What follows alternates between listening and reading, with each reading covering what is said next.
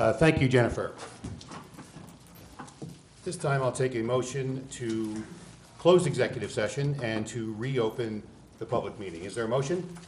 Trustee Golio, second. Trustee Cassell, all in favor? Meeting will come to order. We'll start with the Pledge of Allegiance and a prayer by Trustee Taylor. I pledge allegiance to the flag of the United States of America and to the republic for which it stands, one nation, under God, indivisible, with liberty and justice for all.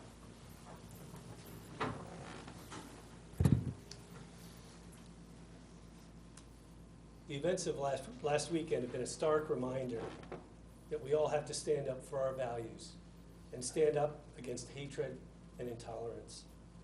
In lieu of a regular prayer this evening, I'd like us all to take a moment of silence to reflect on the victims of the tragedy in Orlando.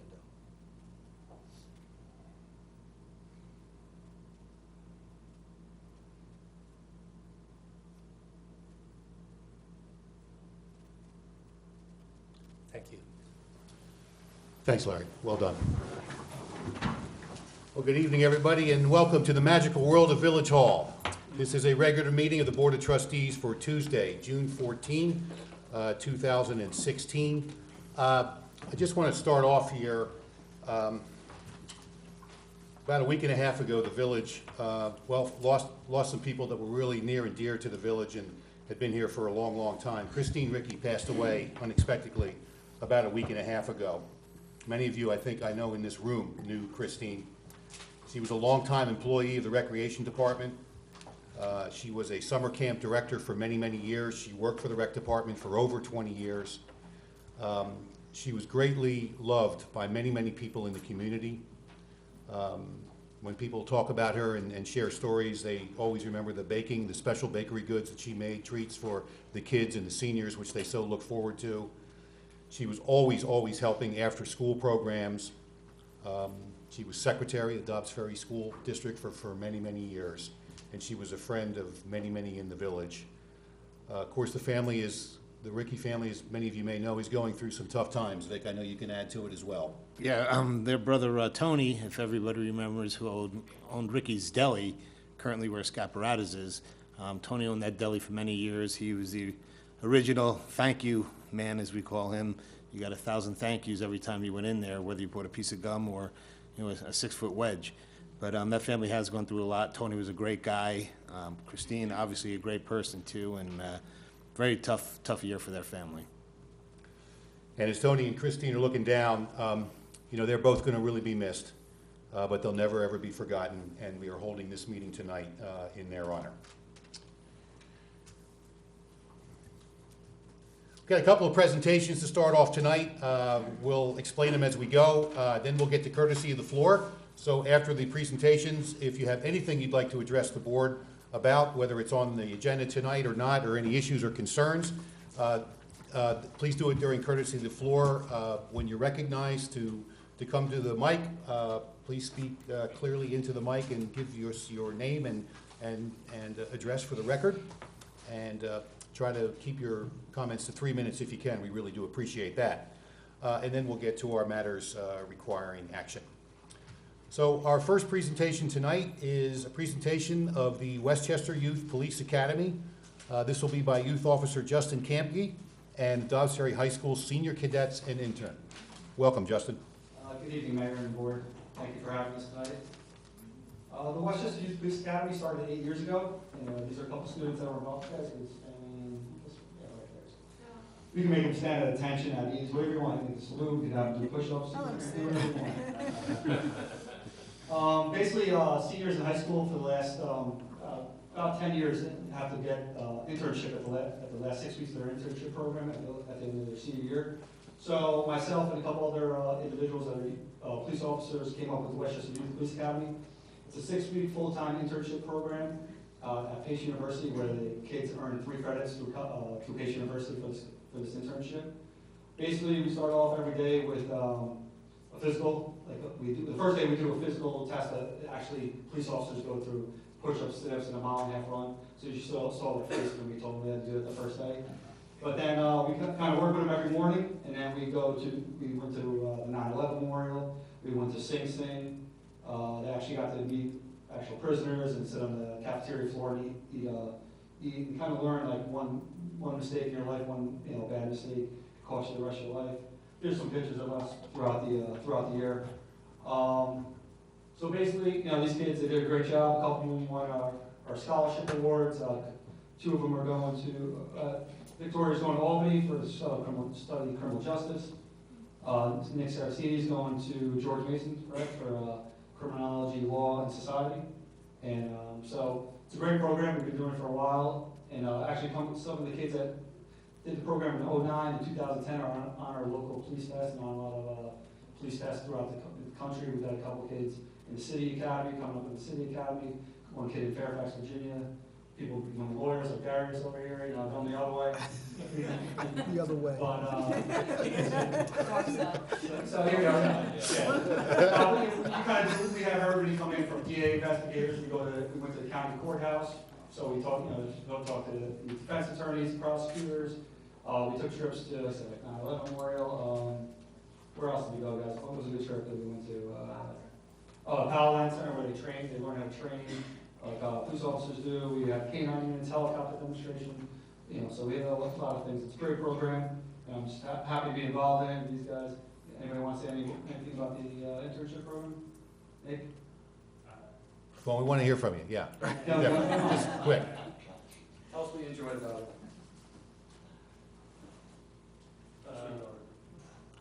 Tell them who you are. I'm Nick Saracini, and I was a part of this internship. So pretty much it was like what Detective Candy said. We did a lot of this cool stuff, and it was really eye-opening as to we hear about kind of we hear about cops like in the news and stuff, and whether that's they're doing something good or maybe something but it was interesting to see from the the other point of view, like the I think what they go through every day, like the training and everything that's involved with that. So it was a really good experience, and it was a lot of fun. That's great. And who else do we have here? We have Drew Drew? Ganti and Victoria Valentine. Victoria. We also had tons of pictures and tons of footage that Alexa, another senior, Alexa, Namchek, I'm blanking on her name, helped us out. She took photos. Part of her internship was photoing everything, documenting the whole academy. I used to run around with the camera, but I can't be involved with them and run. So I just want to thank the chief and the mayor and everybody on board for allowing us to have this program. And this is our 8th year. We had about over 40 Dow students throughout the academy. We have 15, usually 11 to 15 different schools involved, anywhere from 30 to 40 kids involved throughout the whole Westchester County.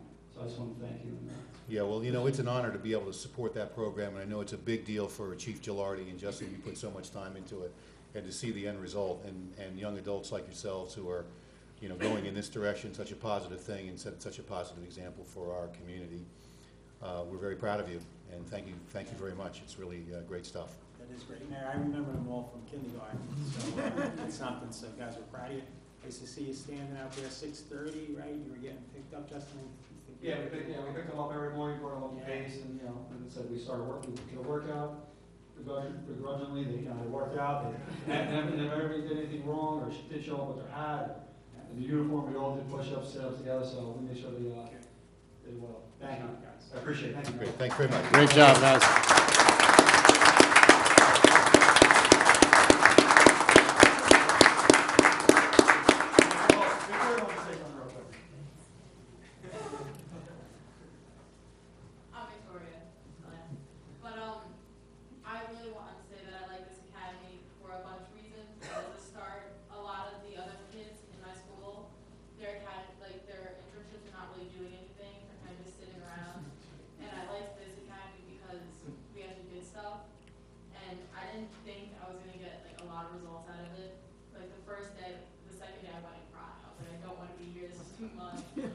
For me, and I was like, I can't do the workouts. And on the first day, I think I did 4 push-ups and maybe 12 sit-ups.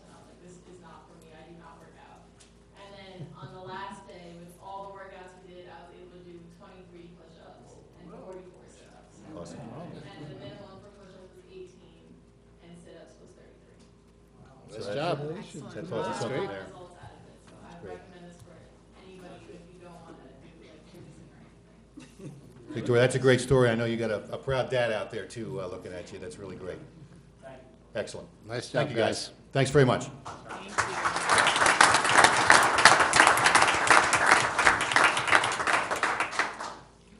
So moving on from young to old, we're going to have a presentation here on Senior Week. And this is all very, very important stuff going on in our community, and young and old. So active. And Tony, great to see you. Good evening, Mayor. Young to old, I remember that one. I'm going to report you on that one. That's okay. Mayor, I'm here tonight on behalf of the senior citizens of Dobbs Ferry to say thank you for Senior Week. I put together a little bit of slide presentation to show everybody what a wonderful time we had, what a successful week it was, and how everybody truly enjoyed it. This was the introductory as you came into the building. Welcome to Senior Week 2016. And the other poster was the poster that was here on display at Village Hall and in the hall and brought down, just listing all the activities that we had going on for that week. This is welcoming to Senior Week by our senior coordinator, Abby, and our county legislator, Mary Jane Sheminsky, joining us on opening day. This is our Joe Rooney.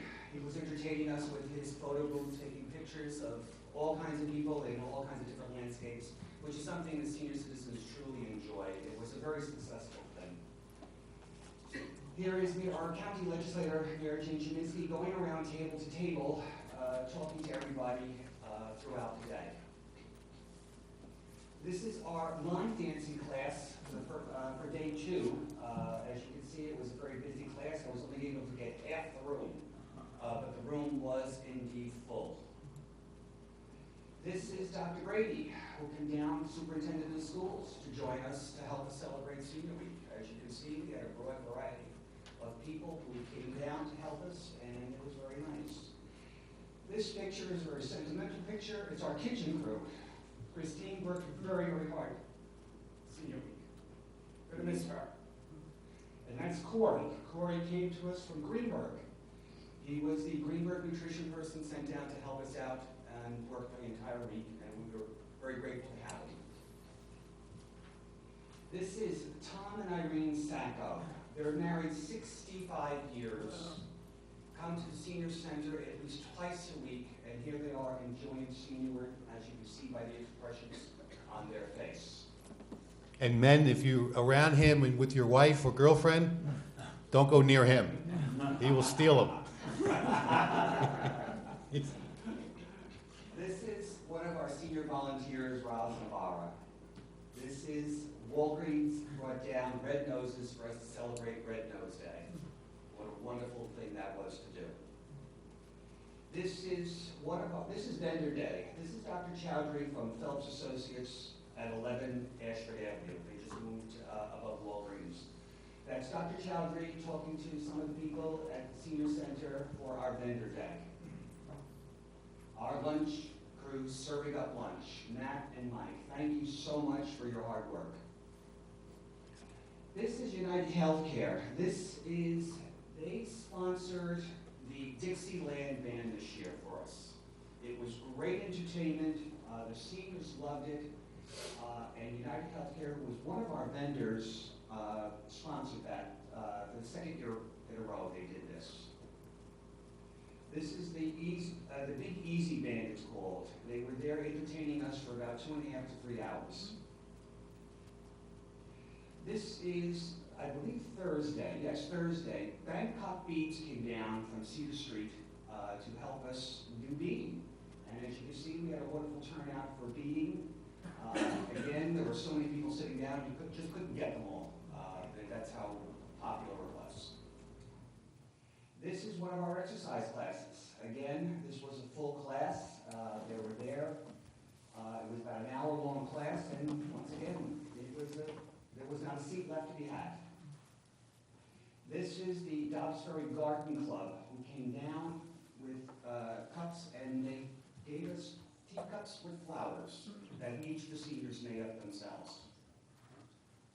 That's the Garden Club themselves. Thank you very much to the Garden Club of Dobbs Ferry. This is Dr. Richard Brokaw, who came down and gave us a historical talk on the Revolutionary War in Dobbs Ferry. It was a very interesting talk. We learned quite a bit from that.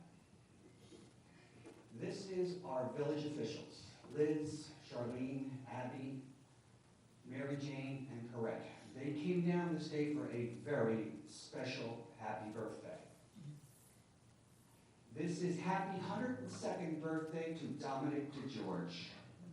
We celebrated his 102nd birthday, as you can see, with Mary Jane and Matt and Corette and Abby, and his family came down. And on May 24th, it was proclamated that that was Dominic DeGeorge Day, and Dominic's name was in lights at the marquee in front of County Center the whole day.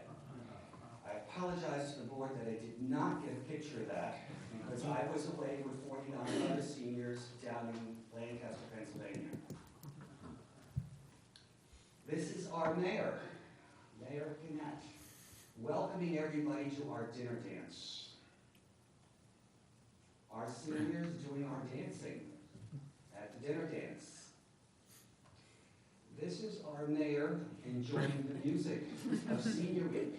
I need to add. We had some pretty good moves going there. I thought you were going to do the video. And I need to add to that, Mayor, that when this picture was posted on Facebook, about 2 minutes after I posted it, I received a text from my friends in New South Wales, Australia, complimenting what a wonderful party you're having. Yeah, that's great. This was the last dance. As you can see, they're having a good time. This is a special thank you board that I wrote up. Some special thank yous that need to be mentioned. Matt Arone, the Dobbs Ferry Recreation staff, Mike Dominique, Anthony Cameso, Christine Ricky, who went out of her way for us,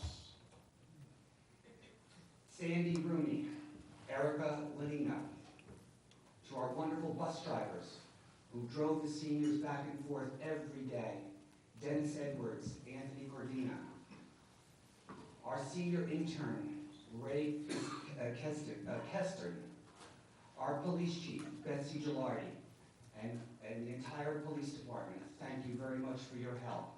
To our youth officer, Justin Kampke, thank you for all your help.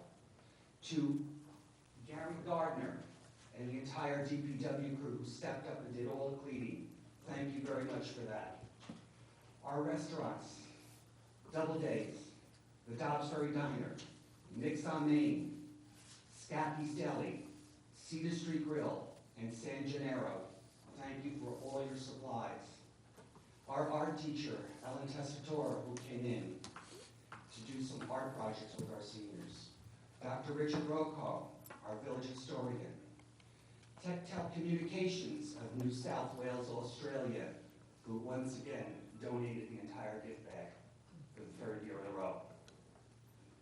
The Losi family, the Greenberg Nutrition Program, Corey Patton, the entire SAP committee, Greg Risling, Abby Knapp, Matt Arone, Roz Navarra, Evelyn Edwards, Sid Eugene, and Tony Losi. Our registration crew, Carmela Fry, Amy Ricky, Lorraine Mazzola, Patty Iannuzzi, Helen Kendra, and Connie Usella. Without these people, Senior Week would have never been kicked off. I thank the village board for all their support, all their help, all their backing, and everybody who took part in making Senior Week 2016 so successful. Thank you. Thank you, Tony. Thank you.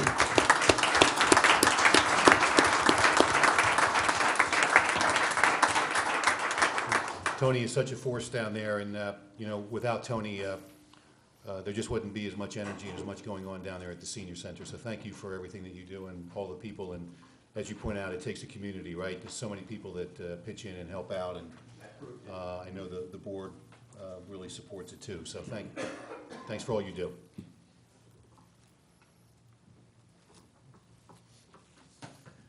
Okay, the next presentation will be a presentation by Mercy College on revisions to the interior of Mercy Hall Gymnasium, conversion to classrooms. Good evening, everyone. My name is Tom Simmons. I'm the Vice President of Operations at Mercy College. Welcome, Tom. Thank you. Tom, you are currently before the planning board now? Or Yes, in- well, we have been there twice on this project, and the planning board had recommended we waive the site plan provision. Mhm. Yes, we're coming here today, so we had a public hearing. Go ahead. You want me to give a little procedural background? Yeah, please. This was before the planning board at the, what month were we in? At the May meeting. And there was initial presentation. The planning board was considering waiving the application. Under our code, for certain minor improvements, the boards can waive site plan approval, usually for interior renovations. This had to have a site plan technically under our code because of the additional floor space. We advised not to do that because of, we thought a public hearing should be had before the planning board. That was scheduled for the June meeting. If you recall, this was on our agenda at the Board of Trustees level, I think at the May, the first meeting in May, I forget the exact date, for referral to the planning board, which our code requires also. That didn't happen, it was tabled that night, if you recall. So today it's back on, although the planning board did agree that they should waive site plan approval, which ultimately will be your decision. It's on your board tonight for two issues. First, to see what they're trying to do here, and number two is to actually, after the fact, referral to the planning board required under our code, and also to schedule a public hearing for our July meeting on this, as required under our code. So with that background, if you have any questions, I'd be glad to answer them. If not, Tom can give us a quick breakdown of what they're proposing to do, and then if you're inclined, you can take action on the referral and the scheduling of the public hearing. The public hearing would be a public hearing here at the in front of this board. Correct. Okay. Okay. So this project is a renovation of, we have two gymnasiums currently on campus. One that's in Main Hall, one that's up in Victory Hall. And the project here is converting the existing Main Hall gymnasium into a two-story space that will support our health professions programs. This project is along the themes that you shared with us when we looked at Hudson Hall being built, of kind of right-sizing what we have right now. This isn't intended for additional enrollment. It's for the existing programs that exist. Neither of the gyms we have right now they're both older high school gyms, so they don't have the length nor the kind of the runoff space that you need. So we're looking to try to change that on this. So this one is a renovation of these two stories. So that building is there now, Yeah. and it's in the center of the center. Yes, It's in the center. It's in the Yeah. center of the building, as Darius mentioned. And that's what it looks like now. Right, and the trigger that requires why it comes to for a site plan review is this gym currently is a two-story space. And when you split that in half, technically you're adding square footage, but there will be no change to the outside of the building, no change on what you would have the typical site plan waivers, so to speak, or things that would trigger that. So inside, it's a two-story space. This piece of, anybody's way, this piece on the bottom of each slide is actually existing space that's already two-story. Those are offices that exist right now that we would just renovate fit and finish-wise. And then this is the gym box right here. And on one level, it becomes this is a clinical simulation room that helps support our occupational therapy, physical therapy, and nursing programs that are there. And the trend is, you have the option to do some of your clinical simulation on site as opposed to going off site for those types of things, which will actually help us with some of our congestion and traffic coming in and out, those sort of types of things. And then you can also see there's two general use classrooms here. And then on the level up above, this is an OT-PT gym space, health assessment skill labs, and two additional classrooms. So these are along the themes of kind of right-sizing what we have. I've shared with you, and you're aware through the earlier pieces of kind of the challenges we have with the right-sizing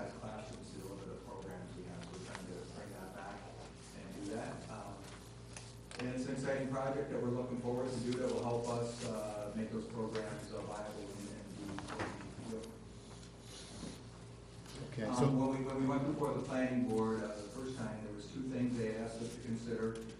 One was how this would affect the landing group next to us, and the second one was, as you know, as part of the findings of the Hudson Hall project, you had asked us to have a transportation demand management consultant look at everything.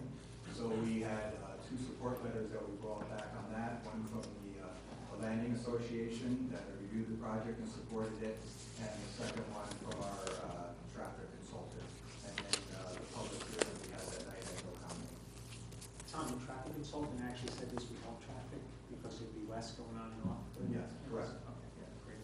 no work, you're not doing any work on the exterior of the building, this is all interior? Correct.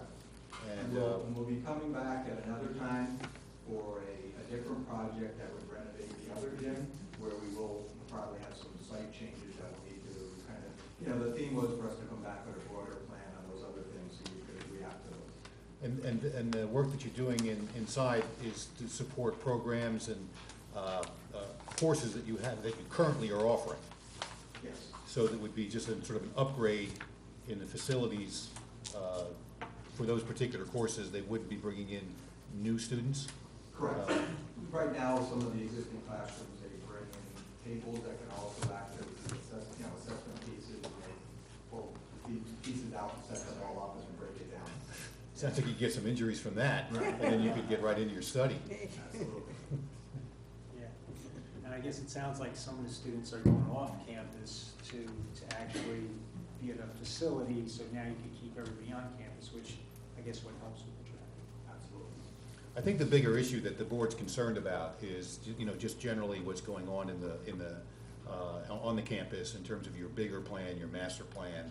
You say you've got the gym project, and then what comes after that, and then what comes after that. Correct. I think, realistically, understanding that master plans can change, and, trends change, and populations change, and, what people are looking for in schools change, but that's one of the issues that we have, certainly as a board.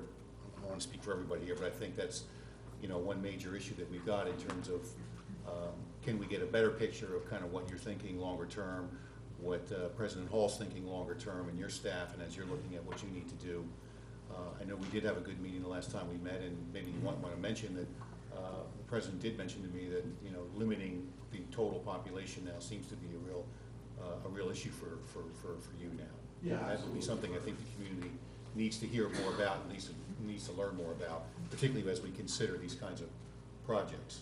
Right, so we plan on coming back to the full board with our master plan, probably sometime in the later summer. Okay. That echoes those things that we shared with you of our enrollment staying stable where that is.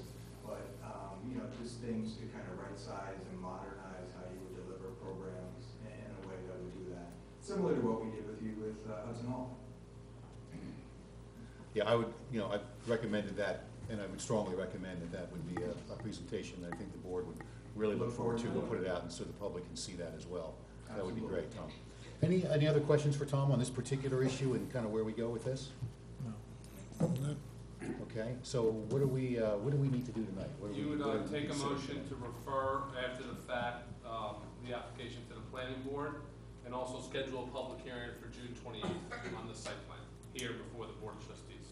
So by the time, so that means that when it comes back to us on the 28th, that the planning board will have made their recommendation? They've already done They already have. They already So this have. sort of procedurally, we're trying to get this back on the right track. You're not really going back to the planning board then? Right. Okay. Okay, And the so planning we're board- referring you to the planning board, but you've already been to the planning board. Yeah, and we had a public hearing, but I think procedurally we're supposed to have another. Yeah, we was on the May meeting that we tabled, I remember that, for other reasons. Okay. Okay. All right.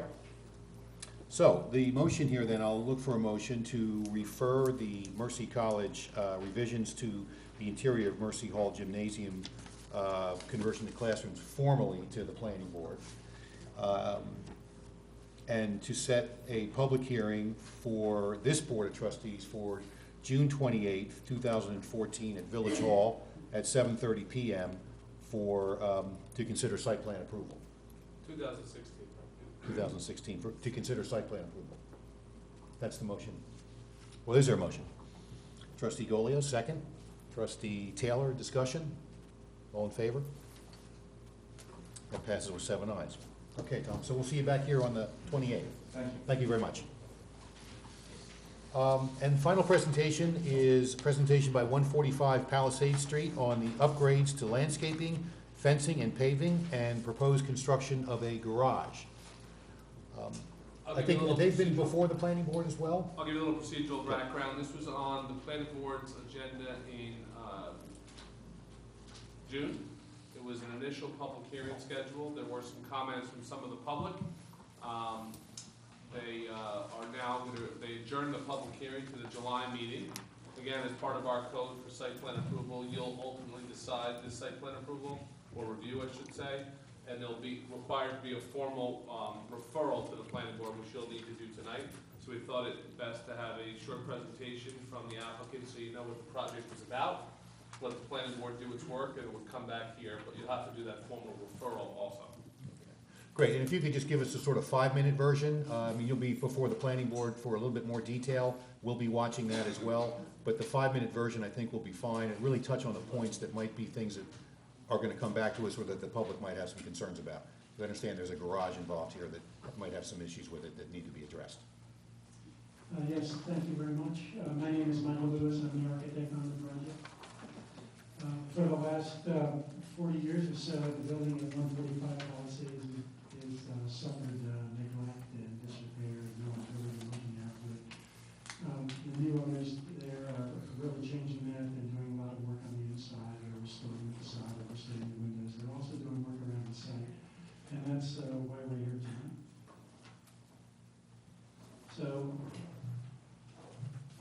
you're all familiar, I would expect, with the building. You can see here, there's the main building along the Hudson, and the tracks that run under it, the bridge that crosses over to the property along the river. Here's the survey that shows the actual lot. It's made up of 5 parcels. It's about 15 acres. We're doing work at a number of locations.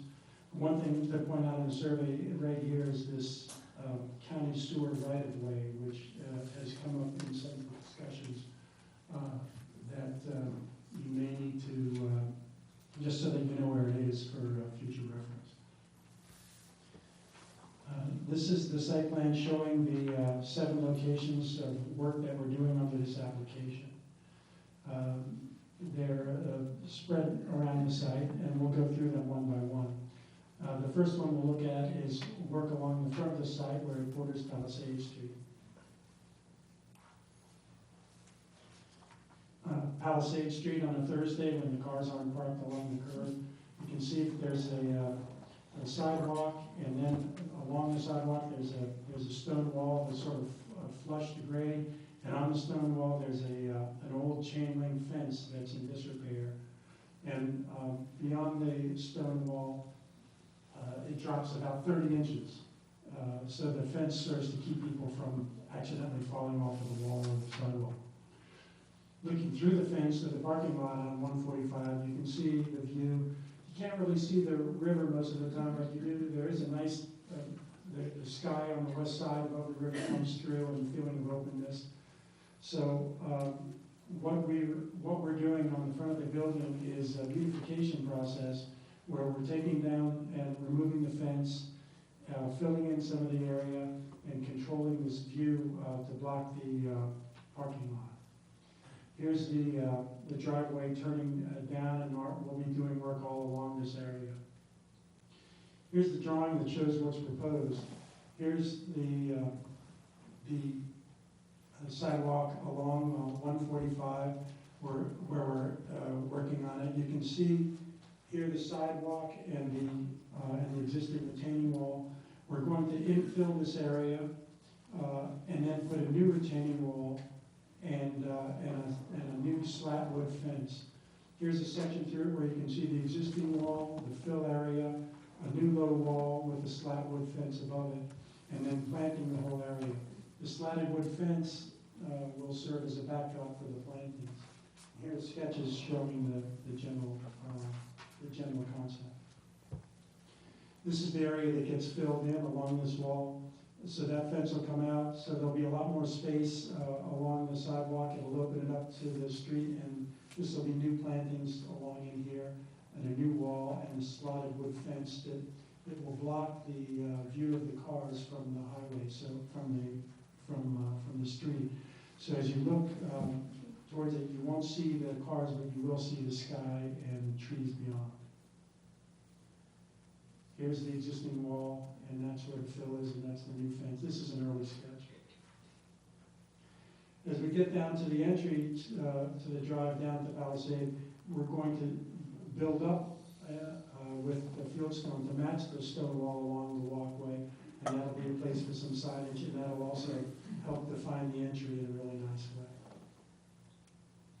Again, here are the sections looking through. You can see how we've adjusted the height of the fence fairly carefully, so we block just the amount we need to screen the cars. And of course, there's a complete landscaping plan that goes with it. There's lighting and landscaping down the road as well. The next area we'll look at is around the front and north side of the building. As you can see, the facade has been repaired over the last year or so, but there's no work yet that has been accomplished along the base of the building, down along the front to the north, and around the corner on the north facade. So we're proposing work along the base here that includes two handicapped ramps for access, and plantings, curbs, and continuous sidewalk and steps that go around the building. You can see the enlarged view here. And a landscaping plan that goes with this as well. The next area that we can look at is the proposed garage. This garage is for equipment that's already on the site. It's a 15-acre site. The owners have a large dump truck and a front loader backhoe combination that they keep on site for general work, snow plowing in particular, and they want to find a place to house it. Just as they did with the salt and dumpster shed on the south side of the building, they want to make an enclosure that provides a place to protect the equipment, but also just to make the site look better, to house this equipment rather than having it hang out. So in terms of the location, we're working our way to the north corner of the lot, and this is the area where the garage is proposed. Here's the elevation and side view of it. Again, these landlords are terrific. You talk about building a shed for storing salt or dumpsters, or a garage for housing snowplow equipment, and they bring a great sensibility even to that. We take some of the language from the existing building, and the design refers to the existing vernacular. Here's the salt and dumpster shed that's already been built. That's on the south side. Again, taking some of the symbols from the building and putting them into the new garage. And then finally, there are three more areas of minor work. There's a utility shed here, an oil tank storage shed here, and a slight expansion of the parking lot down here. Here's this little utility building that's out in front. It currently has a hydrant in it, and also has a power disconnect there. It's deteriorated. The plan is to simply rebuild it, and also to take advantage of functionality for giving the utilities throughout the front half of the site. So here are the drawings. Again, we'll be fixing it up and bringing it into the language of the building. Also in this drawing is the existing and proposed remedial work to the shed that houses an oil tank around on the south side of the building. here's the shed. There's no change to the footprint. We're just going to be cleaning it up and repairing it and making it look better. And finally, at the south end of the lot, we're just going to be adding some additional paving for just to increase the functionality of that area. Throughout this work, there are a number of areas where there's an increase to impervious area, and we've done a fairly extensive stormwater plan that uses a lot of natural methods, not just Coltex and retainage, but grass swales, gravel swales, and natural means for dealing with the additional stormwater. This is the plan that spells it all out. And that's it. Thank you. Any questions? We'll take any questions from the board. Anna? Not at this time. Thank you. How tall will the fence be on Palisades? It's about 4.5 feet above grade. There was some concern, I know, you had mentioned about the garage and its proximity to Wickers Creek. Do you have plans to mitigate any potential effects? Absolutely. There's been a firm that's Floyd Albert. They specialize in protection of water resources. We're involved in our submittals. On engineering, we've gone through it. They were happy with it. Our original proposal had the garage closer to Wickers Creek. After the engineers came on board, we moved it back so it's out of the 50-foot setback from the creek. It's out of the flood zone. The design of the garage has membranes in the slab so that no liquids or damaging materials could possibly reach through the slab into the ground there. And there's a really well-designed, extensive drainage system built into the proposal around the garage. Keep in mind procedurally, this is just a referral to the planning board. There'll still be a public hearing at the planning board in July.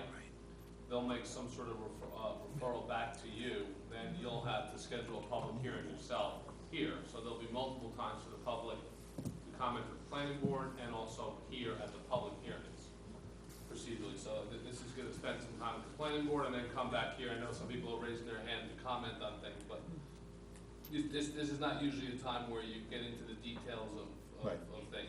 Let the planning board do what it does, then it will come back here. Yeah, any questions that people have, if you're in the audience tonight, we'll be able to ask.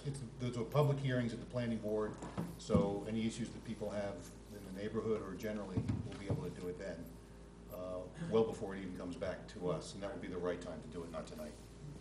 So under our village code, the next step is we need to refer this to the planning board.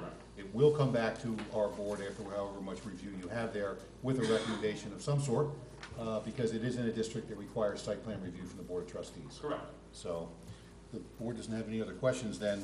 Michael, thank you very much. A good presentation and good luck at the planning board. And we'll see you back here when we see you back here. Thank you. Okay, great. I'll take a motion then to refer the 145 Palisade Street application on upgrades to landscaping, fencing, and paving, and the proposed construction of a garage as outlined by the architect to the planning board. Is there a motion? Trustee Cassell, second. Trustee Flynn, discussion? All in favor? Great, that passes with 7 ayes. Okay, thank you, everybody. What I'm going to do right now, just bear with me a second. We've got a couple of folks here that have been waiting for a while that we're going to take some action on that I just don't want to keep sitting here anymore. I know their families are here, and so I'm going to take actions item number 1, 2, and 3 next, and then we're going to go to courtesy of the floor. So I'm just going to switch it up here a little bit, just for the courtesy of some of the people that have been here for a while, and it's kind of good stuff that we want to do anyway, so I'd like to get to that. First action, so we're going to take 1, 2, and 3, matters requiring action, and then we'll go to courtesy of the floor. Action item number 1 is to consider a motion to appoint Kevin Farrington and Brendan Lindsay as laborers. This would be effective June 15th, 2016, and an annual salary of $44,392 each. We do have a recommendation which has been sent to us, to the Board of Trustees, from the village administrator, recommending that we take this action, as well as a detailed memorandum from the head of the superintendent of the Department of Public Works, Mr. Gary Gardner. I think when we usually do this, Gary, is when we have some folks you want to make a recommendation for, is ask you to come up first and then just kind of give us your thoughts and recommendations in person, so that we can hear that, and then we'll take action after that.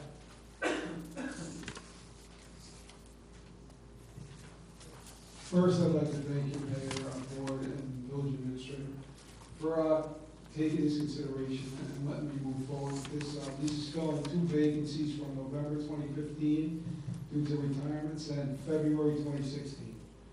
What we're doing now is backfilling 2 positions that were budgeted this year. And the 2 young men that I'd like to bring up is one is Kevin Farrington, who's worked for me in the past, both village resident, family very involved in the village, and Brendan Lindsay, also a longtime village resident, and also a volunteer fireman. And guys, stand up. So. 2 very good young men that will serve this department good from now on going into the future. Again, I'd like to thank you. Gary, thank you. Any trustees have any questions for Gary at all? No, we'll just really like to say that it's great having some more local blood, joining Gary's team, another volunteer firefighter. I think it's fantastic, a lot of fireman history in both families, so that's great. Thank you. Yeah, outstanding. So hang on a second here, guys. We just need to kind of formally ratify this. So I'll take a motion to appoint Kevin Farrington and Brendan Lindsay as laborers effective June 15, 2016, as recommended by the superintendent of the DPW, Gary Gardner, and also recommended by village administrator Charlene Indelicato. These will both be at annual starting salaries of $44,392. Is there a motion? Trustee Golio, second. Trustee Flynn, discussion? All in favor?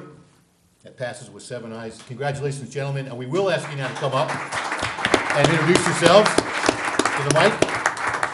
Brendan, Kevin, I would echo too what Vic and I think what all the trustees feel is that there's nothing better than bringing on board people that grew up in this village and are committed to this village and staying here, and we're going to do the work to keep this place looking great, and it's a lot of hard work, but great names. You guys have been around, and it's great to see you guys and seeing this opportunity.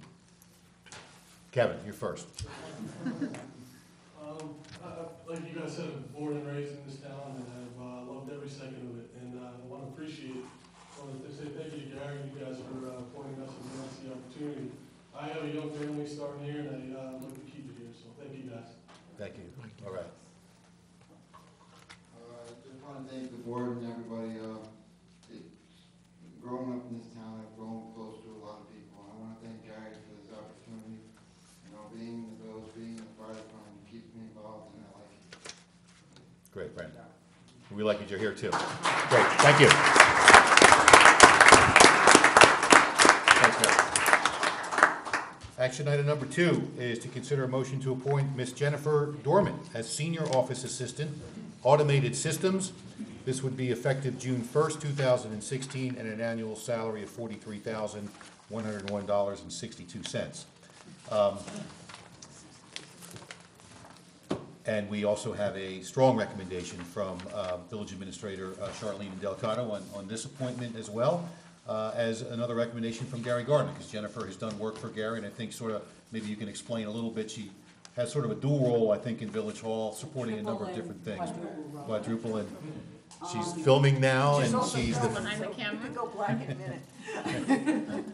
The fact of the matter is that I think it was an oversight that we did not look at it during budget time. That's the first thing. It was budgeted.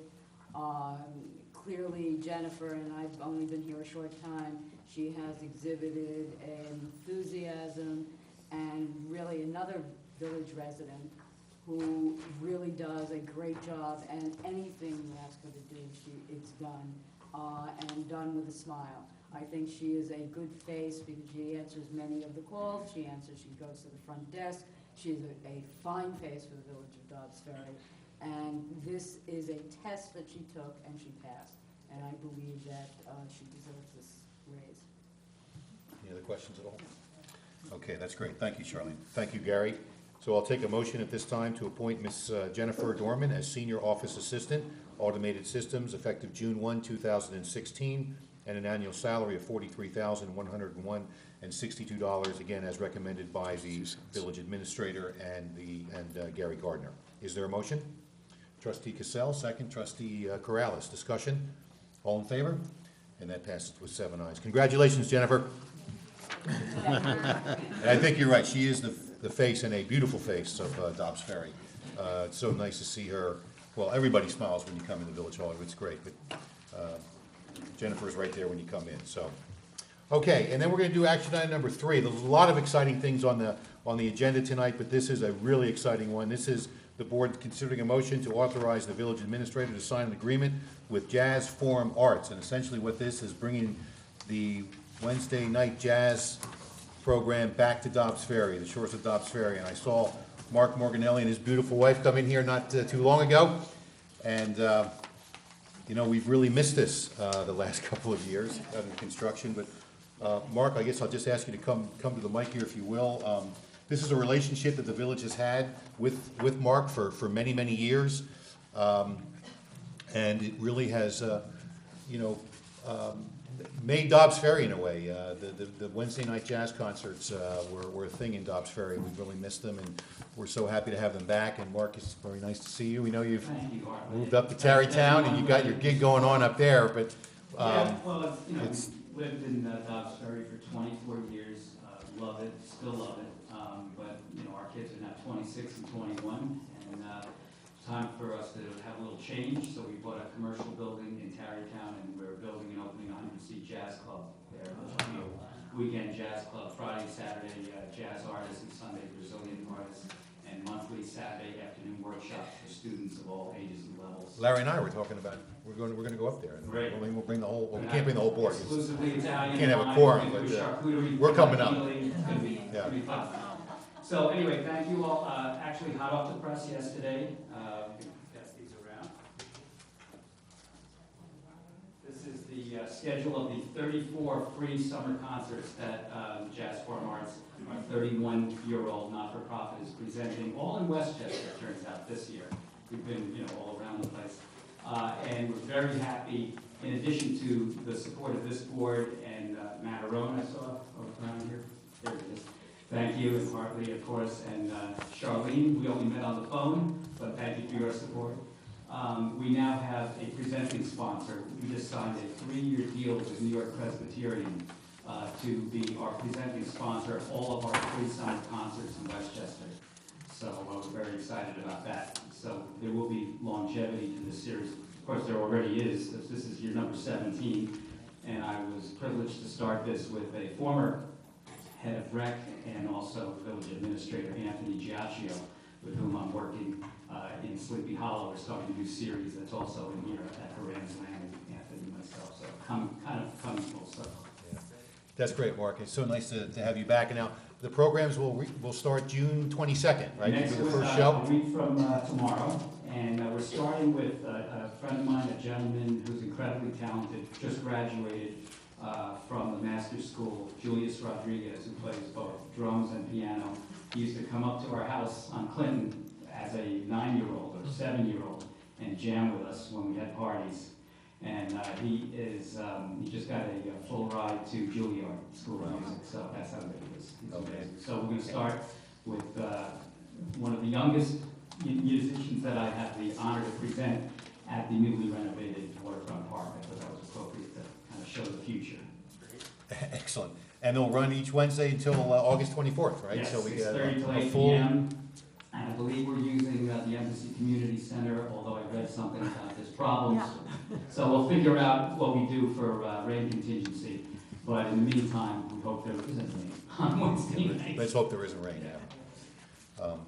Okay, well that's great, and it's so great to have you back, and I know we're looking forward, and we appreciate you coming in and telling us about the program. And you don't mind if we, the newsletter, put a little bit more information out about the dates and everything. I know you've got a lot going out on these And publications. it's also, I anything just we put can do it to help. yesterday on the Arts Westchester site, so it's up there, and it'll be on our site, and emailings and all kinds of stuff. Great. Any questions for Mark at all?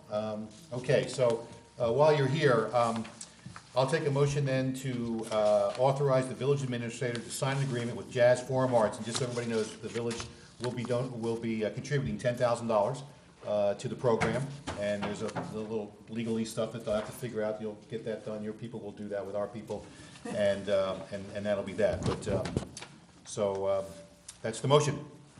Is there a motion? Trustee Rosillo, second. Trustee Taylor, all in favor? Passes with 7 ayes. Thanks, Mark, and we'll see you there next Wednesday. Beautiful, thank you all very much, and thanks Okay. to all the residents of the village for supporting us. Yeah, thanks, Mark. You know, Mayor, hey, Mark, I just wanted to point out, Mayor, we had some of the students do an internship. You have one of the Dobbsbury students doing an internship at your, right? Yes, actually, Lucas Sauer, who plays electric bass, and Harley, I know you'll appreciate this, he came over and he started playing Donna Lee, like Jaco Pastorius on that record. Oh, nice, yeah. He's amazing, and he will be starting at the end of August at the New School in jazz. So very privileged to have had him as my senior intern the last 4 weeks. He's been helping me tremendously, and he's going to come on board and be part of the cruise the whole summer as well. Great. Okay, thank you, Mark. Okay, so now we're going to go back to where we were before, and that's courtesy of the floor, and then we'll get back to our matters requiring action. So is there anybody here that would like to address the board on any issues? Yes, ma'am.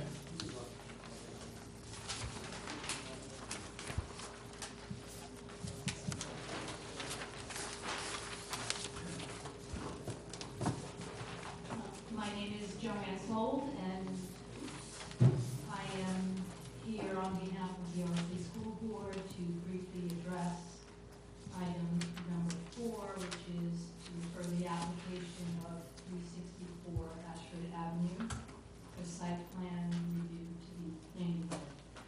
So the first thing I would like to bring to your attention is we believe that the notice is defective.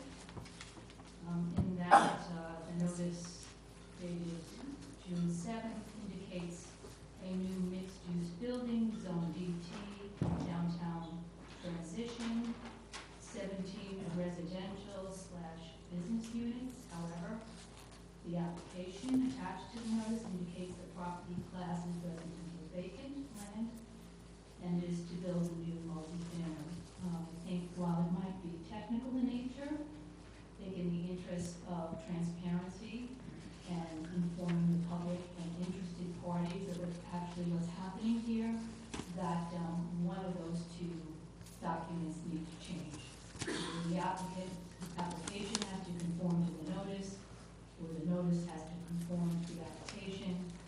Additionally, I looked at the application, it's not complete, so there are certain certifications that the applicant has not made, and therefore I would respectfully suggest that we not entertain that this evening until that is corrected.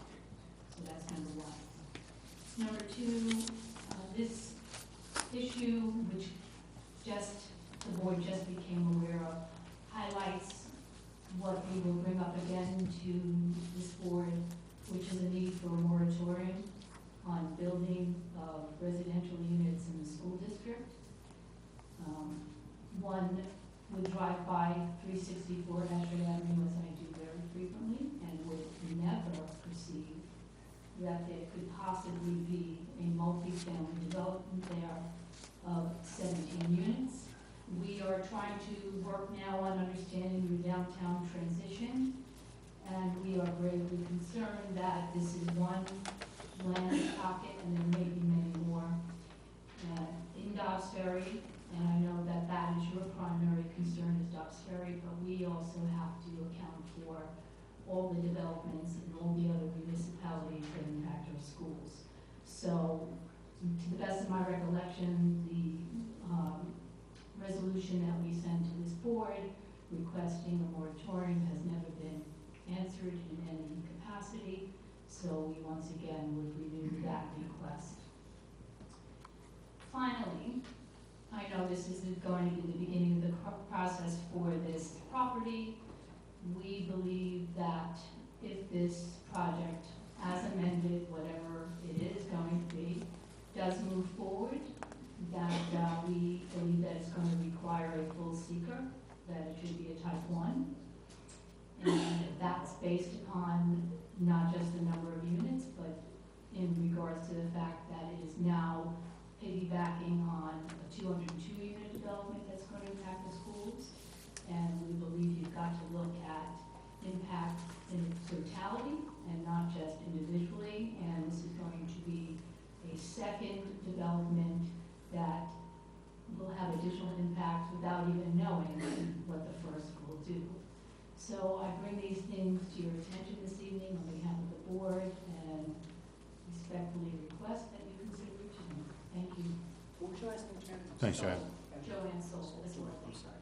I'm president this year. This will be my last year, 21 years. Wow. Thank you. But there'll be others to speak on this issue in the future. Thank you. Thanks, Joanne. Thank you. Anybody else care to address the board? Yes, Alan?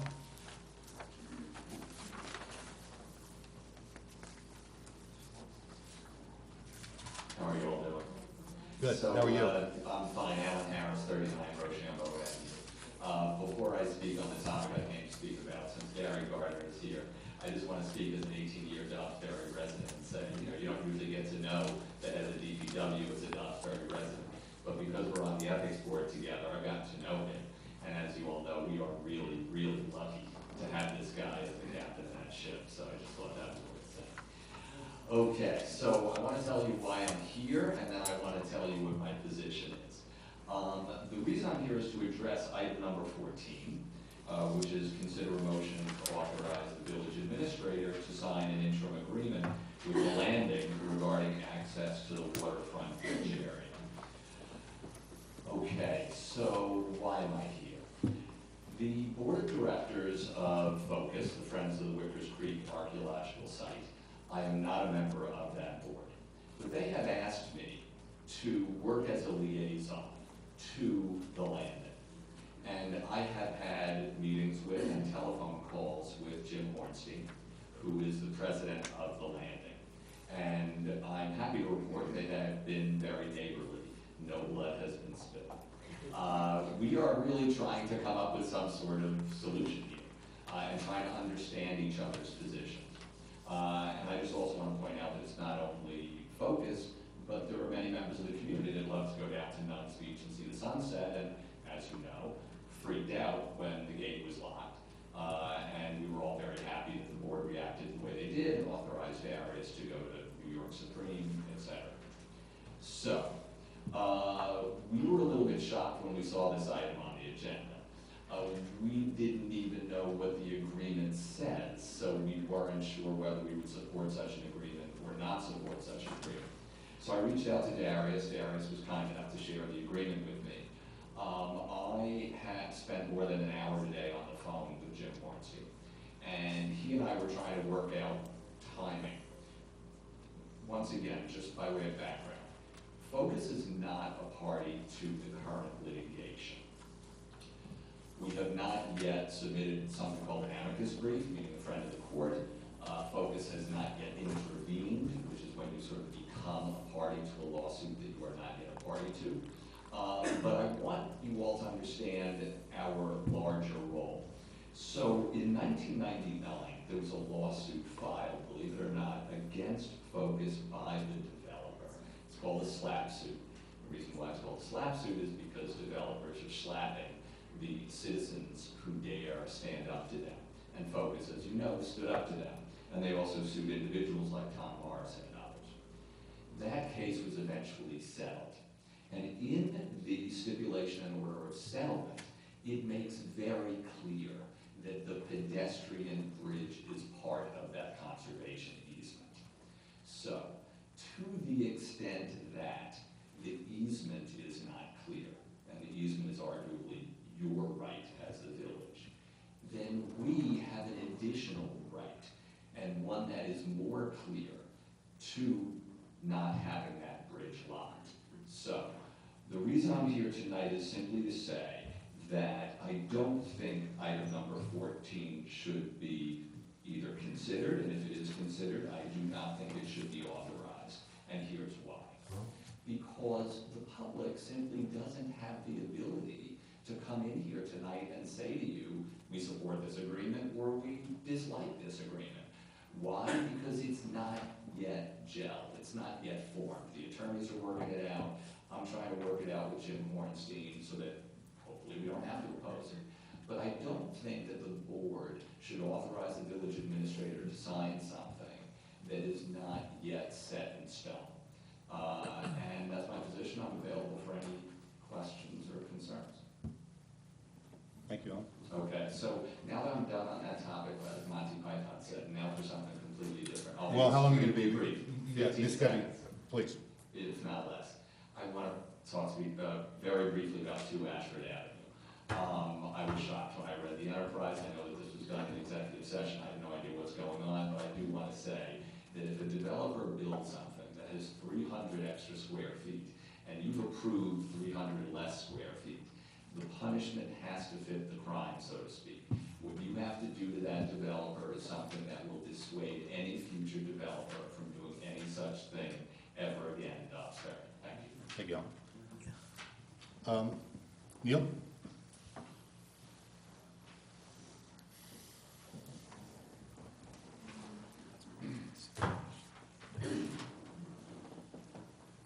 Good evening, Neil Sweeting from Luzerne Road. I'm here actually to speak on the Mercy College, the proposal here.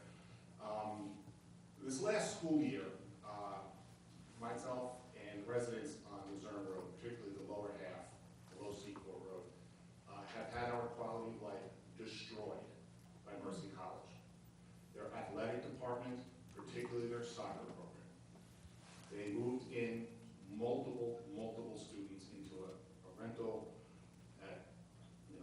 absentee landlord, can't get a hold of them. It's been an absolute nightmare. We have had multiple police responses to this address.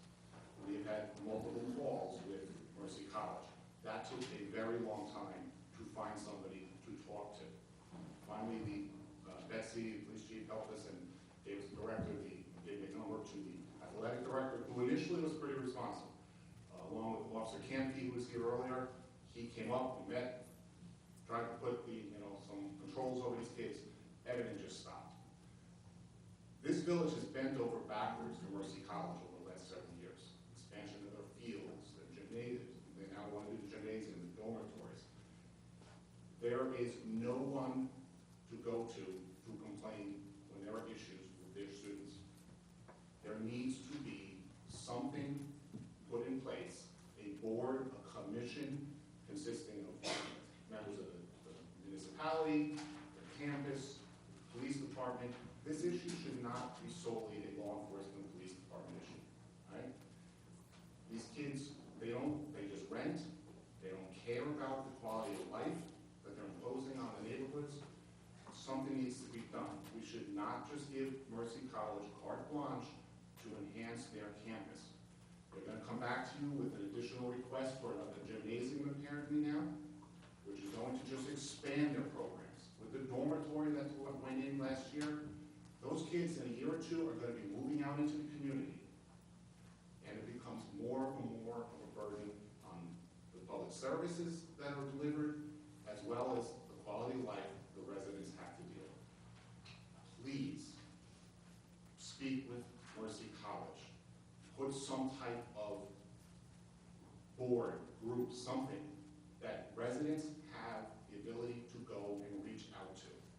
It is really, 4:30 in the morning, 3:30 in the morning. There are so many kids living in this house that it is above the legal housing code, which I believe is only 5 non-related individuals, the building department told us. Is that correct? I don't know the New York State building code. That was what the building department told By us. heart. We are well beyond that. The housing rentals in this village, the landlord, he can go and put an apartment out for $3,000, $4,000 because he'll have 10 kids going living in the house paying $200 or $300, $500 a piece, but mommy and daddy are paying, and they don't care. But then you can't park. I was literally almost physically assaulted by by Mercy College's athletic program when they came pounding on our door when we had to get them to move out of our driveway. And they came and confronted us. And we have nobody to turn to. We call the police, but it should not continually be a law enforcement issue. Please, reach out, do something, get this under control. There are numerous areas in this town. Maiden Street is flooded with complaints. Maple Street is flooded with complaints. My neighbors and I are working on a petition throughout some of the areas in town that we know are trouble spots that we want to present, okay?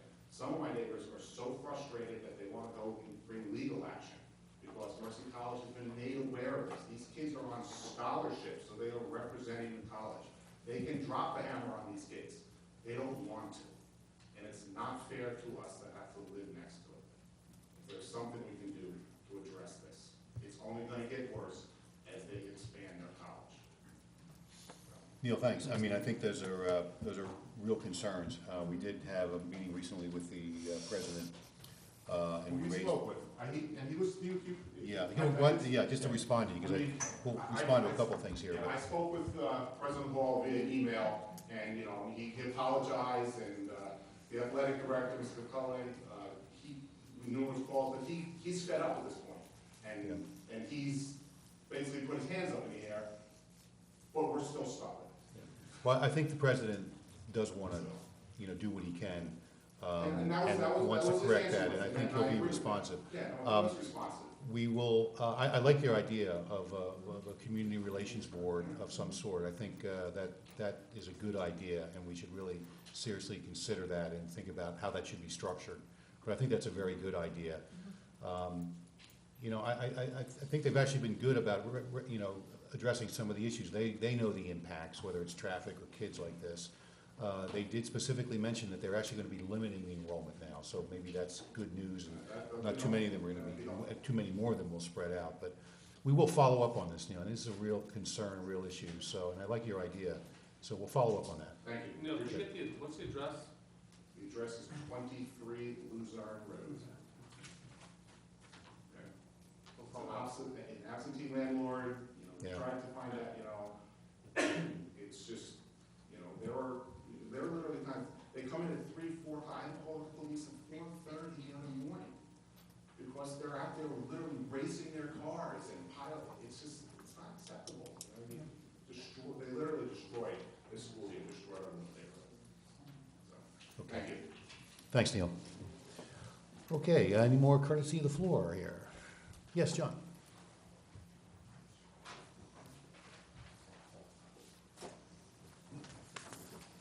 Hi, my name is John Borch, I live at 25 Bel Air. I just wanted to get educated about this kayak rack and the proposal that you guys have on the agenda.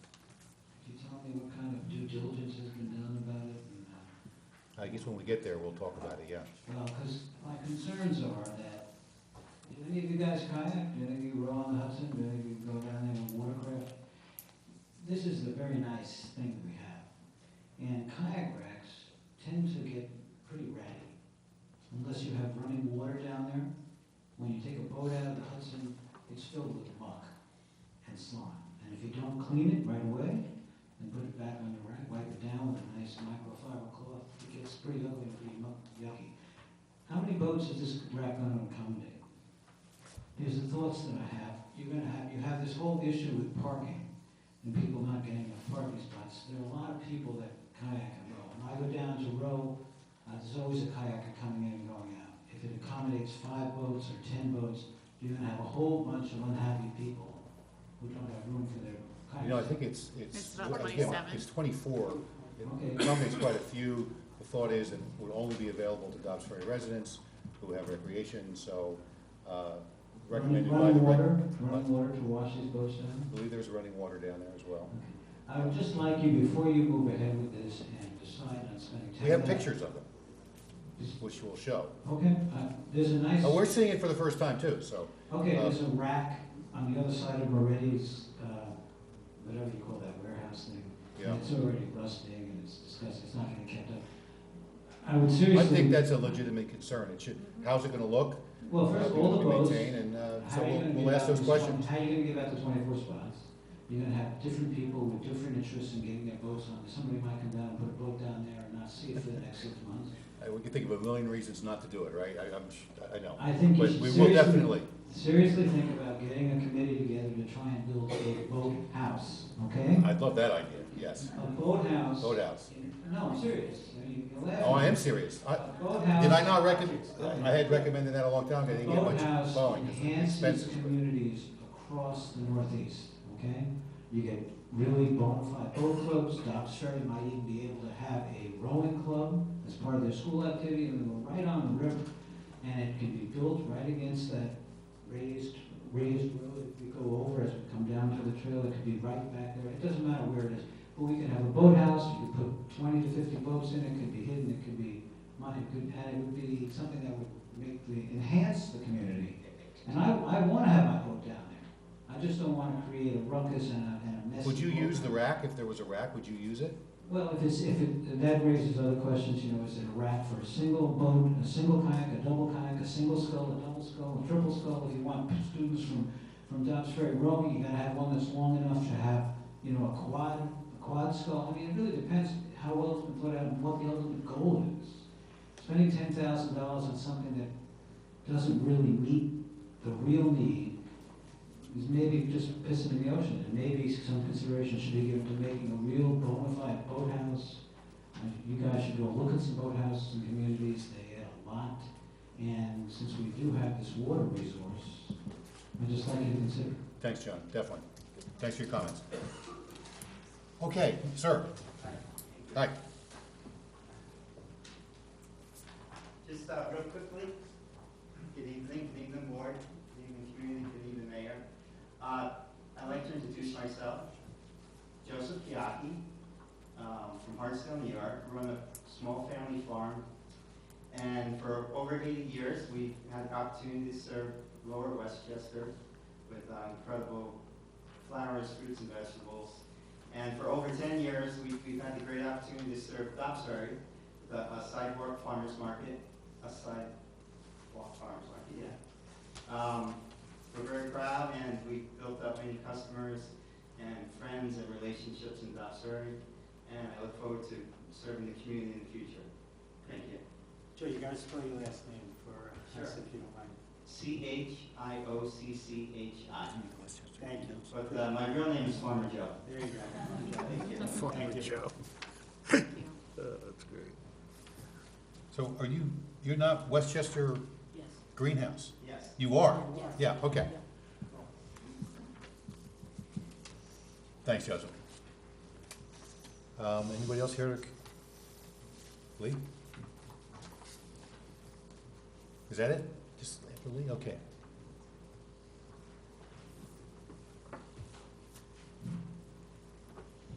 Lee Constantine Stanley, good evening, Mayor and What does trustees. Stanley mean? What is your address? Where do you live? 63 Stanley. 63, so you live at 63 Stanley. First of all. Lee, do you live at 63 Stanley? Sometimes. Sometimes. Where do you live the other times? Why are you questioning? Because me I'm wondering, what's down I'm on curious record? where you live. I gave my address.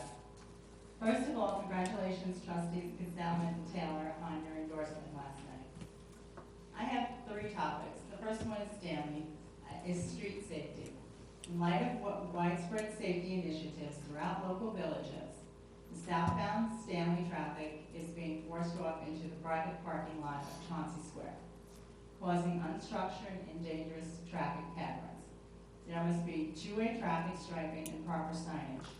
The drive-through queue extends well into Stanley, and parkway traffic backs up, causing hazards. The 2 lanes of through traffic do not work and causes up to 2-minute backups on Stanley. Additionally, although there is a stop sign in the lot that was intended to have cars stop prior to entering Lawrence, since the lot has been made into a thoroughfare, additional stop signs need to be installed because as it stands, the location of the stop sign can cause a vehicle to be T-boned with a vehicle exiting the drive-through. Cars exiting the drive-through must have a stop sign. What is more hazardous is pedestrian traffic throughout the chaos. There are no sidewalks, there are no crosswalks in the lot, and it is clearly unsafe.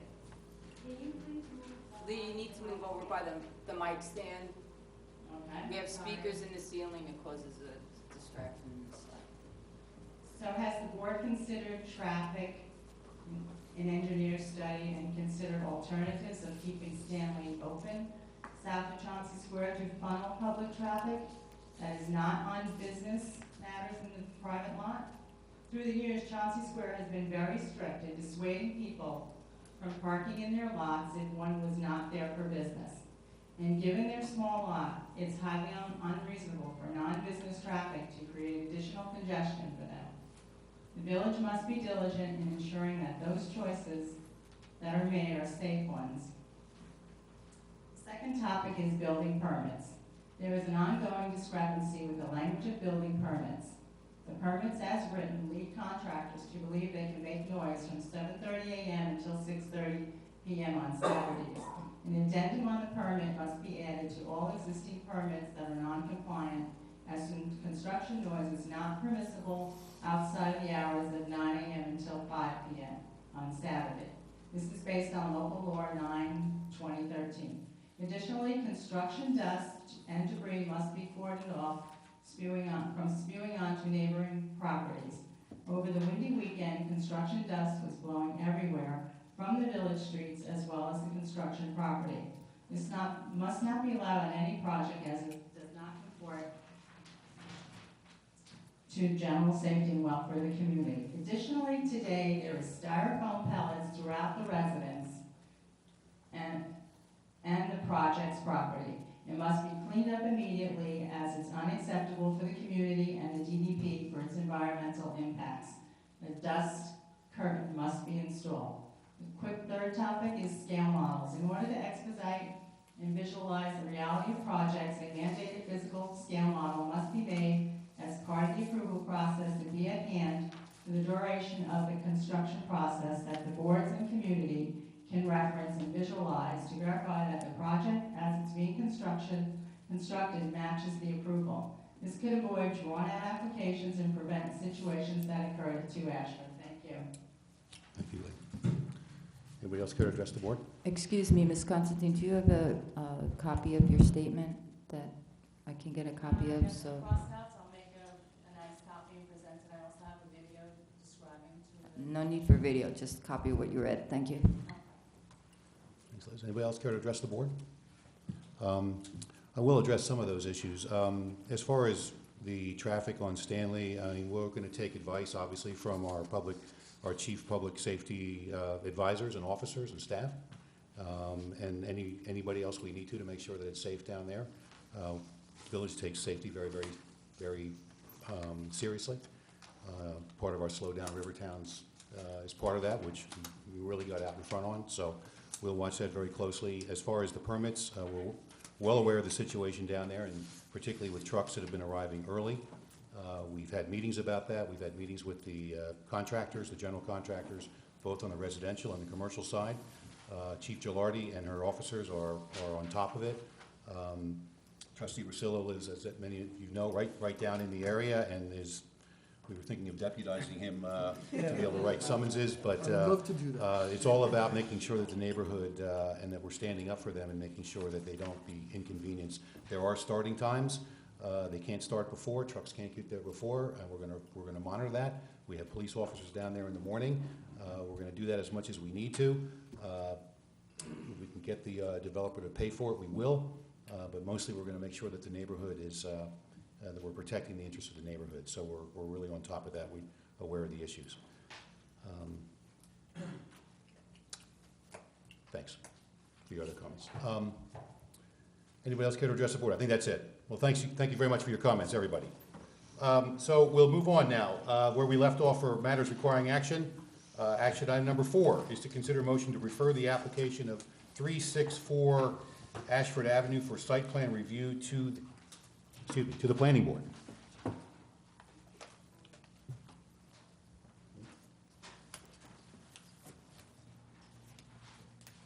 Procedurally, Mayor, I can just give a quick while we get set up. This has not been before the planning board yet.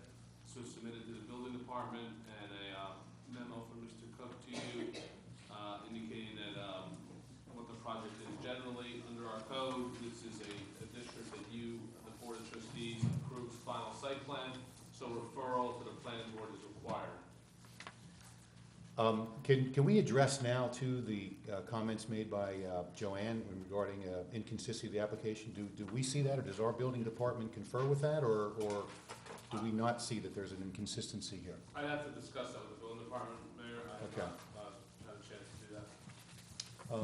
All right, that's one thing that we'll want to look at, I think, before, well, whatever we decide at the end of the day here, but let's look into that. And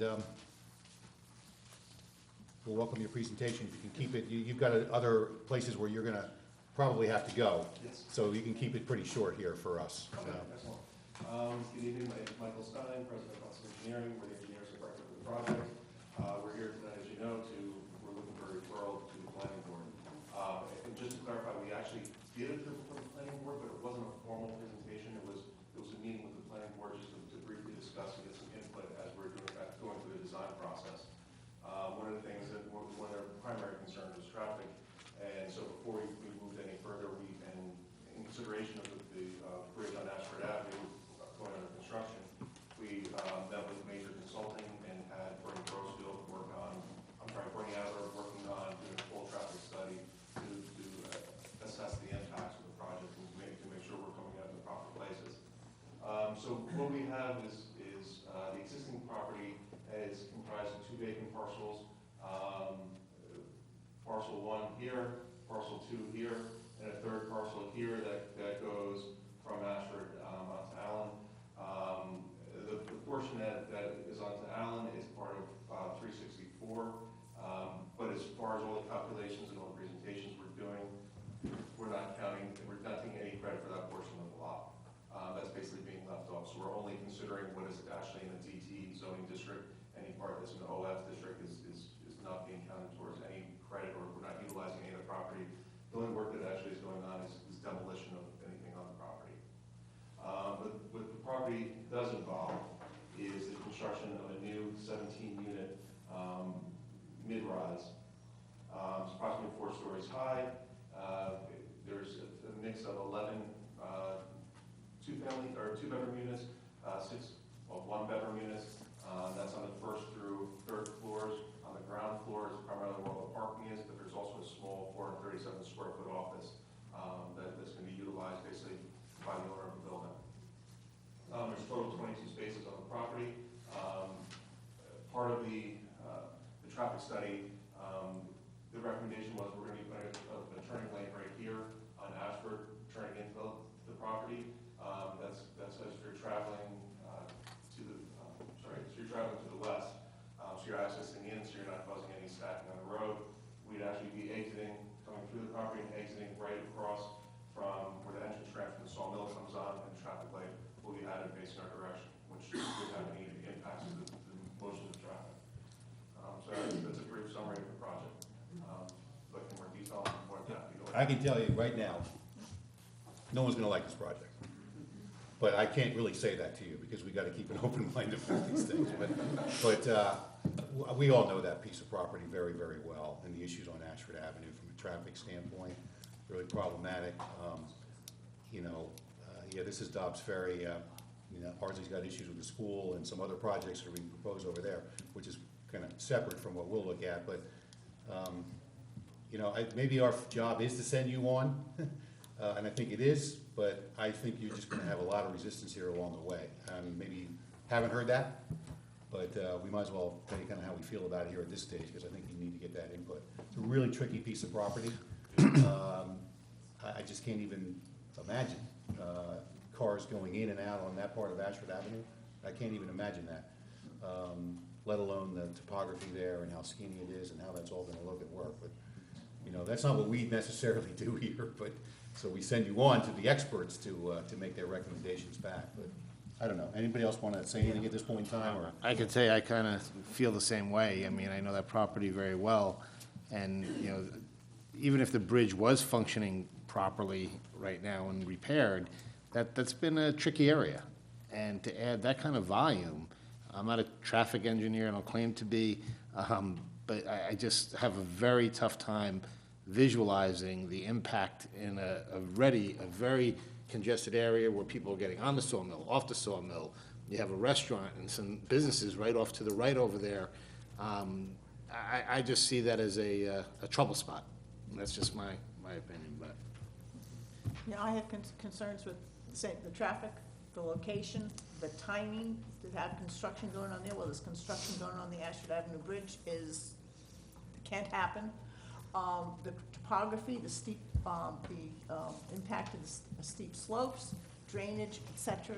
There are just numerous problems with this project as it is. So, I share the same concerns that have been already said here.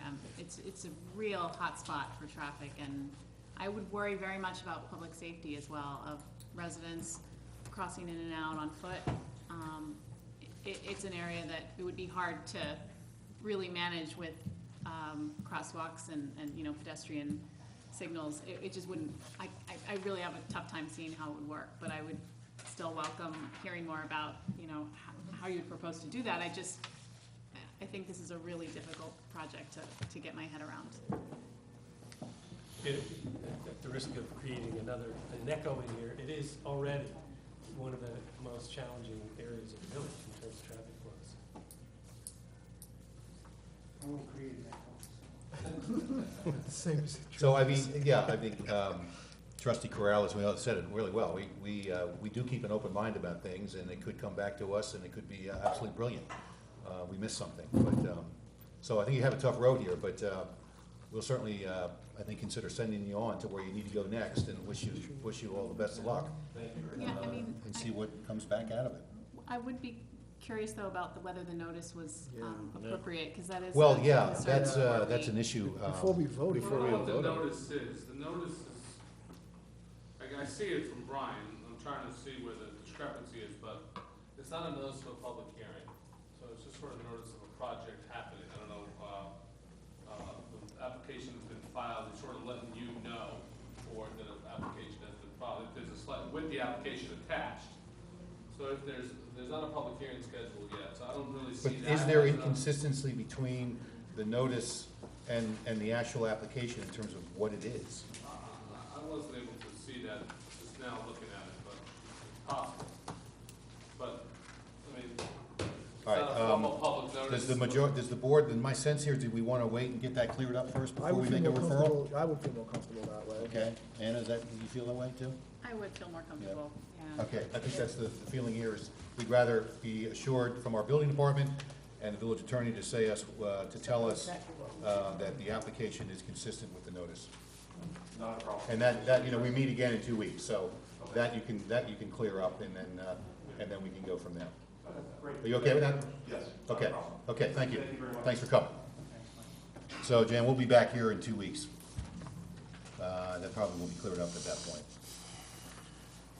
Okay, action item number 5 is to consider a resolution in support of New York State Senate Bill S1291, enacting the Farm Workers Fair Labor Practices Act, granting collective bargaining rights, workers' compensation, and unemployment benefits to farm workers. Some of you might have been aware, but a couple of weeks ago, the Rural Migrant Ministries Group they were in the process of a march that I believe started out all the way in Long Island and came through Dobbs Ferry and ended up going up, actually was on their way to Albany. What this group is doing, the Rural Migrant Ministries, I learned a lot more about them, and I want to thank Bruce Catania who brought this to my attention, and any of you who are regulars at South Presbyterian Church would have known about this too. It's essentially an initiative, a group of people that are in support of enacting the Farm Workers Fair Labor Practices Act, which is essentially granting collective bargaining rights to workers' compensation and unemployment benefits to farm workers, and particularly migrant farm workers. And it's just basic stuff. It's to address fair labor practices and management for farm workers, to regulate their sanitary conditions, that they get clean water, basic protections when they're injured, compensation and benefits, and it's really at the end of the day just about being fair.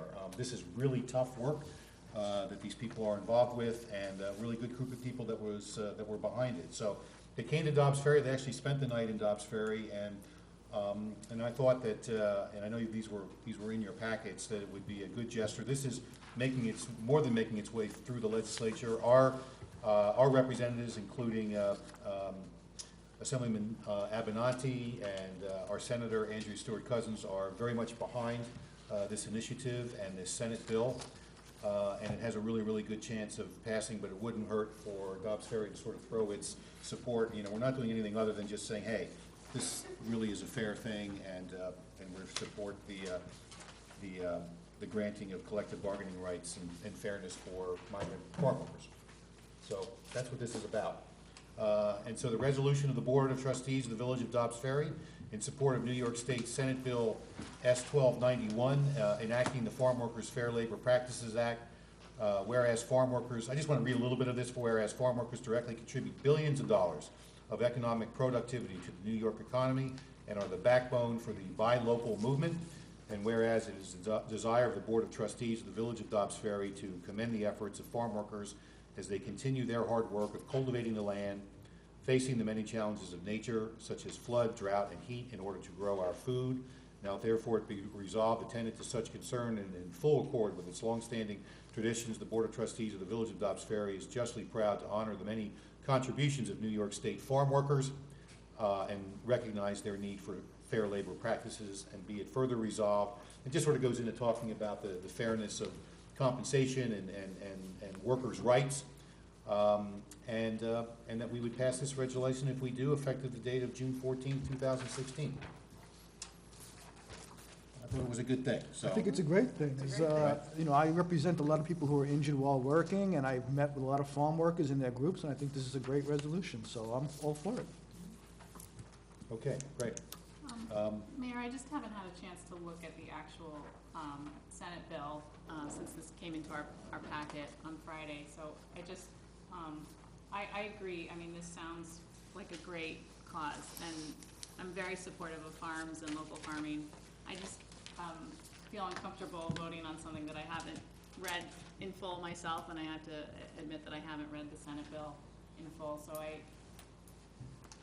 I would probably abstain tonight just because I haven't had a chance to read it, but not because I don't support it. In theory, I support it right now. I just have to admit I'm not. I think they're gonna be considering this bill before we meet again. Okay, It's kind of so we there, need so to do it it's a now or little, never. it's kind of timely. Okay. I did, I kind of read some of it, and I feel comfortable with it, but I don't want to speak for you and have you force anything if you feel you're not ready to do it. But I think, you know, we have our representatives are behind it. I spent some time talking with Bruce about it and learned more about it, but I understand if you don't feel comfortable tonight, but I'd like to try to see if we can get some support to get this through and I get do it up, trust get their it up to Albany. judgment on this. If they recommended it, Okay. and you're recommending it, I'm glad to hear that. Any other comments or concerns? Or? Okay, then I'll take a motion to pass the resolution in support of the New York State Senate Bill S-1291. Is there a motion? Trustee Russillo, second. Trustee Golio, discussion, all in favor? 6 ayes, and you'll abstain? Yeah. Okay, motion passes. Thanks for your comments, everybody. Action item number 6 is to accept the treasurer's financial report for March and April of 2016 as submitted by the village treasurer.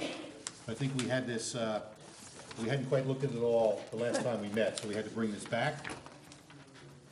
Or the trustees that had actually sat down with you were not here that night. I think that was the issue, but. Or is this something different? This isn't the, oh, this isn't the expenditures. This is your, oh, okay. Sorry.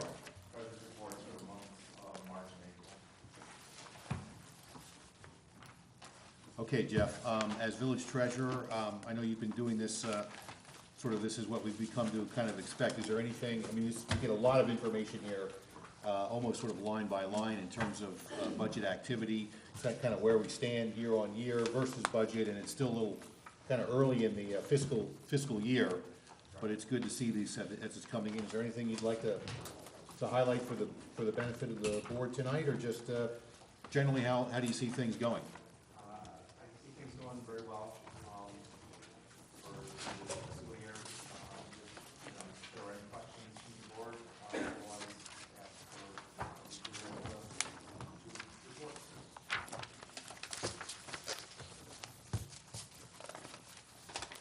Okay, so here it is. So, it's pretty thick. It has a lot of information in it, a lot of graphs, a lot of charts, both on the expenditure side as well as on the revenue side.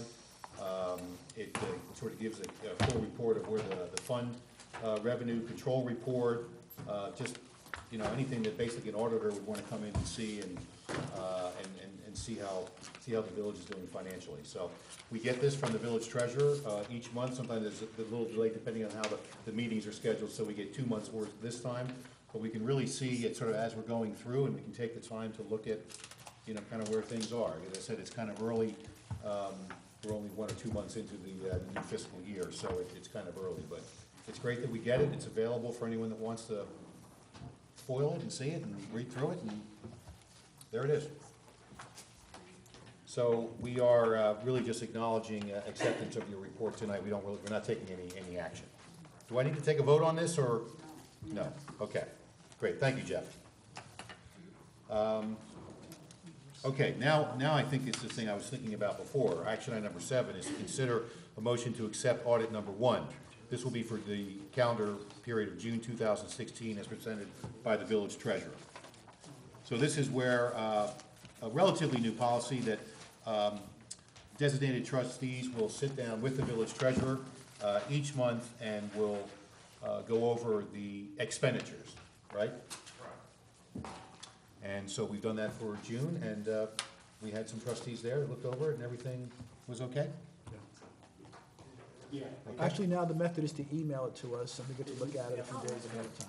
Smart. Yeah. Okay, so you guys you satisfied with what you reviewed? Okay. Then I'll take a motion to accept the treasurer's, this will be the financial report for March and April, no, sorry. I'll take a motion to accept audit number 1 for June 2016 as presented by the village treasurer and is reviewed by trustees Flynn and Rosillo. Is there a motion? Trustee Cassell, second. Trustee Taylor, discussion, all in favor? And that passes with 7 ayes. Thanks, Jeff. Thanks, Bill and Vinnie, for looking after that. Action item number 8 is to consider a motion to award the bid for pool services to the lowest bidder, Aqua Pro Pool Service, for an amount not to exceed $1,500 as recommended by Recreation Superintendent Matarone. Matt, it's pretty straightforward, right? We have to do this each year. They provide just what, basic maintenance ongoing for the season? Okay.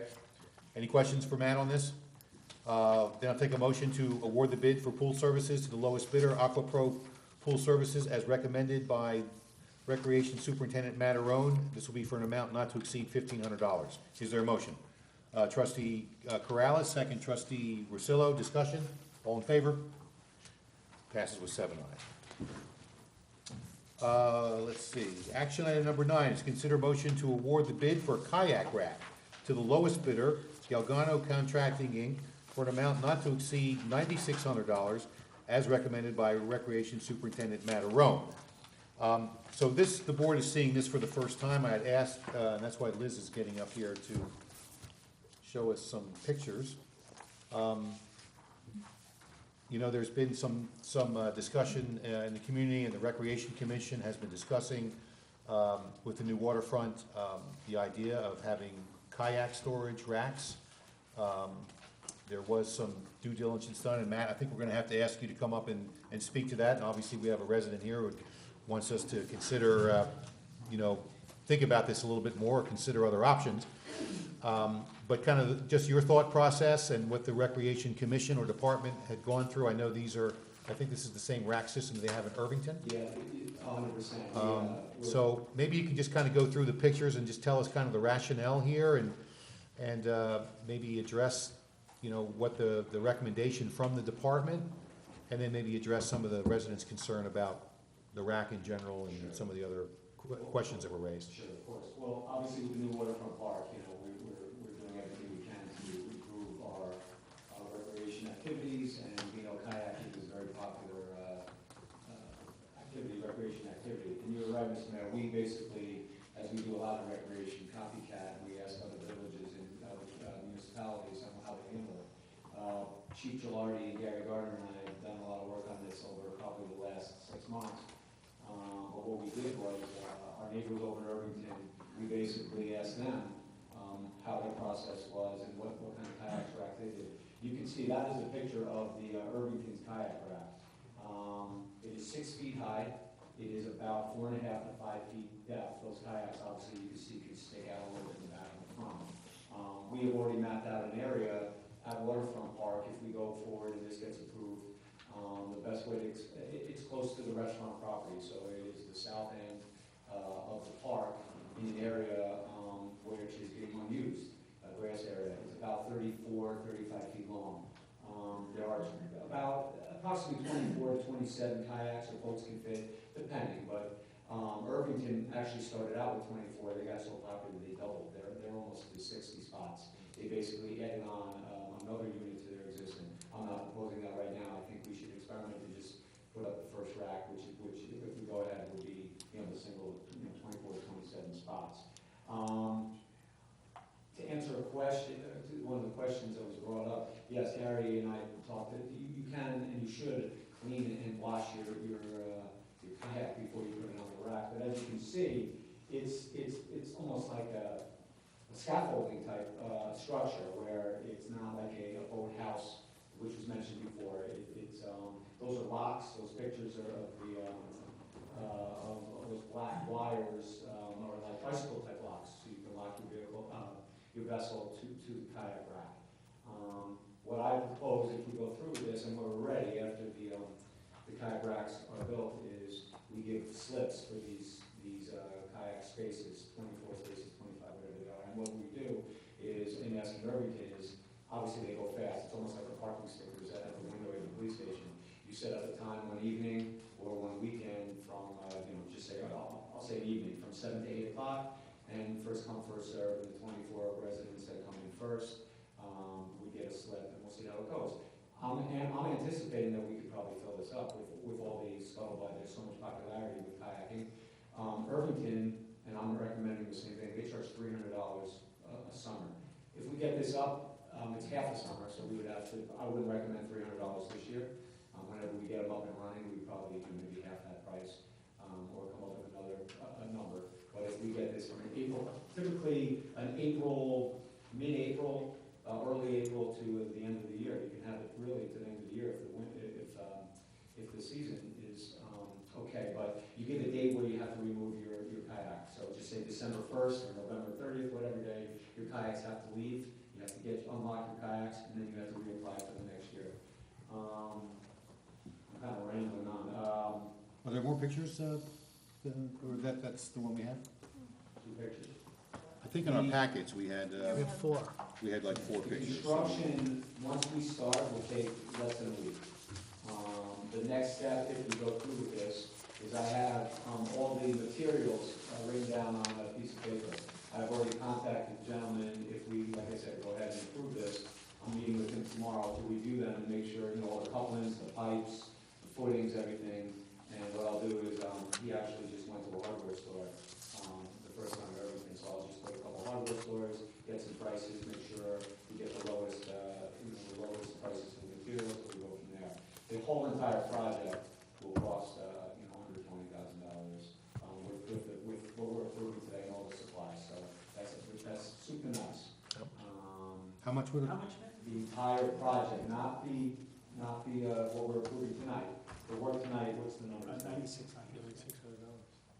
Yes, that is actually for the. Okay.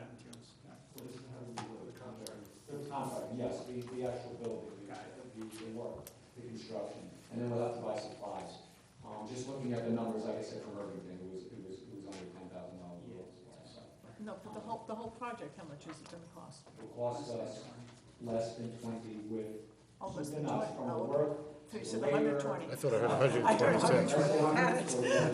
I'm talking with all the work, the construction, building, the equipment. But obviously, like I said, very popular. If we're able to generate revenue, and if we have success, we can copycat the other communities and maybe even add in the future. There is a little room over there to add in the future as well if we need to. This is all new, like you said, Mr. Mayor. This is the first time we're experiencing this as well. You guys are hearing this for the first time.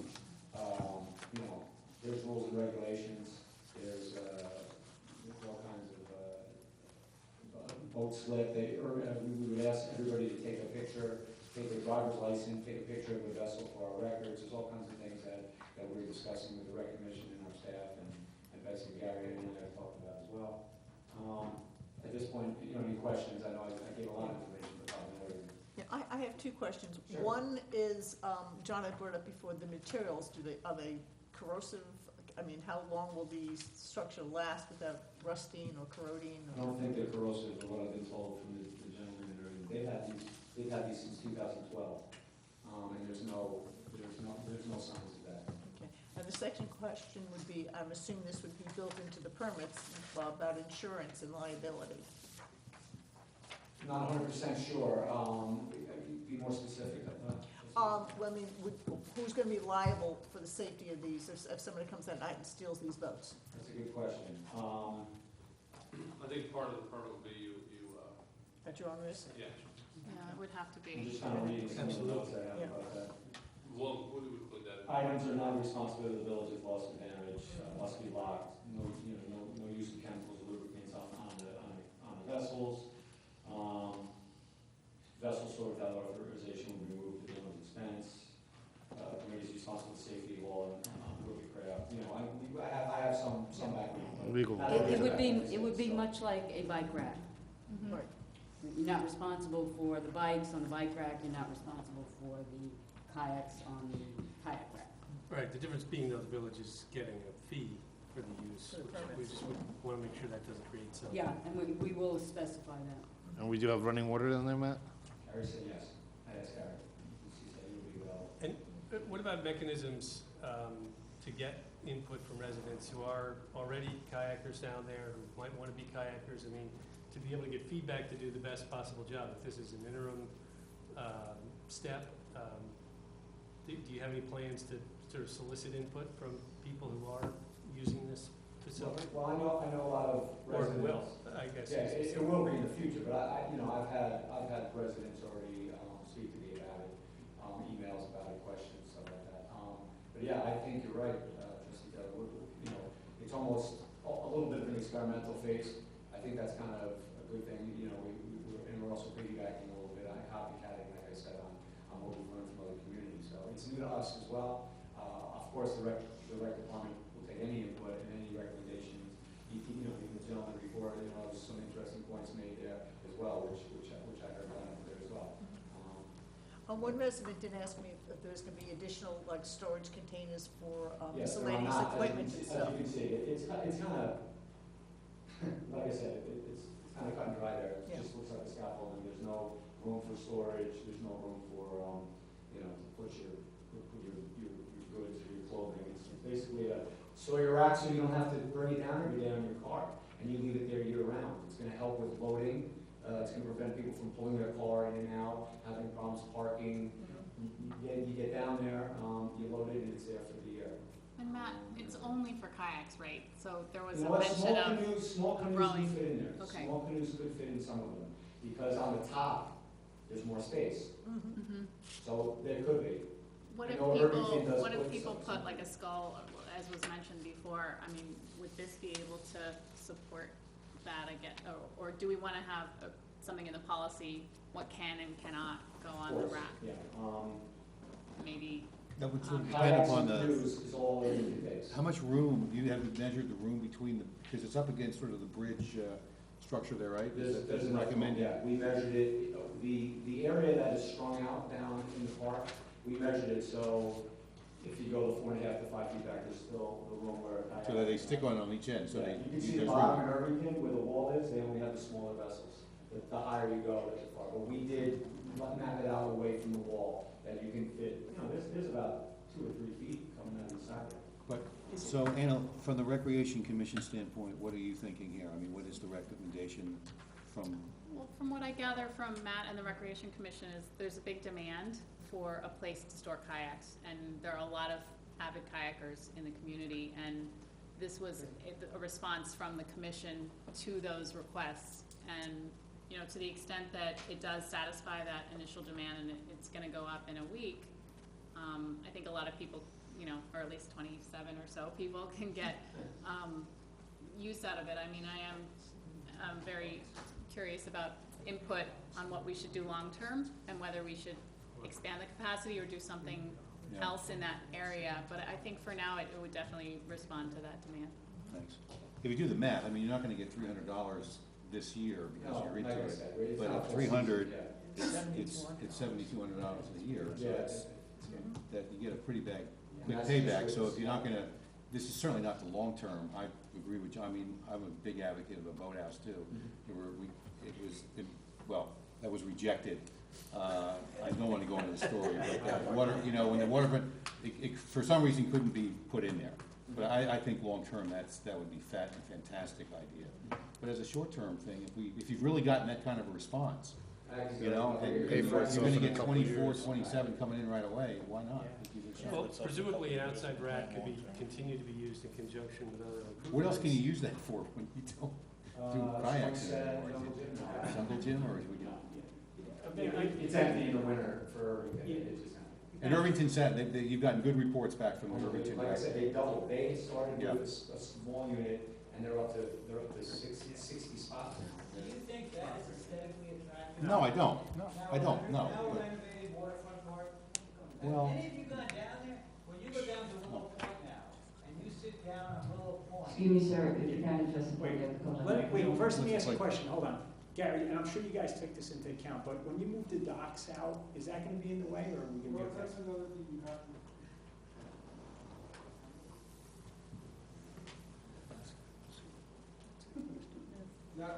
That's laid out, it's not in the way, but you have to be mindful that that blacktop pad that was put down there, that accommodates those docks, and it's pretty full when those are up there. So you don't have a lot of room to put anything there. I mean, this'll fit, but beyond that, it's gonna be tough to get anything else there. They have to go there, I mean, there's nowhere else to really store those when they take them out. And they're so heavy that you can't carry them too far. They gotta weigh almost 8,000 pounds each. So we wouldn't have been able to have a boathouse there anyway? Yeah, that was my concern when listening to the idea is great, but I just don't know that there's enough room there to put anything substantial enough that's gonna be worth building because of where those docks are located. This actually fits behind it, but when you start getting into building construction down there. Yeah, no, I'm not disagreeing with that, what I'm saying is that particular area where I just could get those docks out, maneuver them over there, and that's about it. We can't go anywhere else, you can't carry them anywhere else.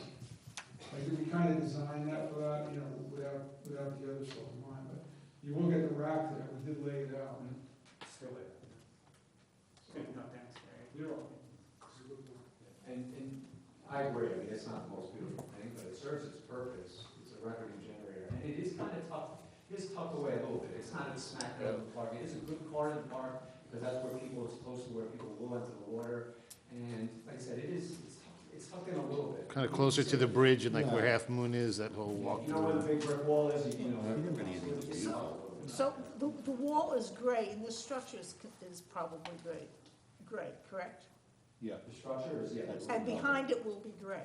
yeah. For the wall, so it might blend in a little bit. They have it staked out. Yeah. It's been staked out Just for saying, about it might blend in, I mean, not Yeah. noticing as much. Well, you see the colors of the kayaks too. Yeah. If everybody had the same color kayak, maybe, John, that's what we need. Everybody needs to get Yeah, the same color all, kayak. Only blue. Not straight blue. Well, we Since can you haven't- get the slips according to color, so it'd be a nice rainbow effect. Also, though, since you haven't purchased the materials yet, maybe if there is, if there are any other searches that can be done just to look at whether there are alternatives, aesthetically, I don't know if you want to do that, but, We'll discuss that with the gentleman, if we go forward with this. Yeah. of course, I'll discuss it. I don't know if there are any proposals or not. Yeah, but whatever it is, it does have to withstand salt water, so Yes. that's the other issue. yeah. Okay, so let's think about this, right? Unless you're ready to go. Ready to go? Or do you want to think about it? I'm ready to vote. Yeah, I'm I ready mean, to I'm vote. ready to go too. I think it's, you guys did the research, you did you looked into it. It's not the most beautiful thing in the world, but if you're gonna get 24, 27 people down there, we want people using the waterfront, right? I mean, that's what it's there for. I think it'll help the people that, like I said, if we're bringing down cars, you have to take them home every day, that's gotta be a pain in the neck. Yeah. Yeah, and the money will come out of is the recommendation that the money comes out of the recreation segregated account? Is that how Yes. we're gonna do it that way? Yes. so non-taxpayer dollars. Okay? All right, well then, let's see if we're gonna go anywhere with this. Matt, thank you very much. Thank you. Then I will take a motion. Mayor, can I just hold on? Yes. So $9,600, I would add on plus the materials not to exceed $10,000 in addition. So for a total of not to exceed $20,000, I would do it, but from this rec fund. And they're not expected to, like I said, from the estimates we were getting. Okay. So, so I'll word it this way. I'll consider a motion to award the bid for the kayak rack as presented by the Recreation Department to the lowest bidder, Galgano Contracting, Inc., for an amount not to exceed $9,600, and for any additional costs that might be spent for additional materials in total not to exceed $20,000. Again, this is as recommended by Recreation Superintendent Matarone and the Recreation Commission. That'll be from the recreation. And the monies will be spent from the village's segregated recreation account. Is there a motion? Trustee Corrales, second. Trustee Russillo. Discussion? All in favor? Great, that passes with 7 ayes. Matt, there you go. Thank you very much. And you say about 1 week time? About a week? To build. To build?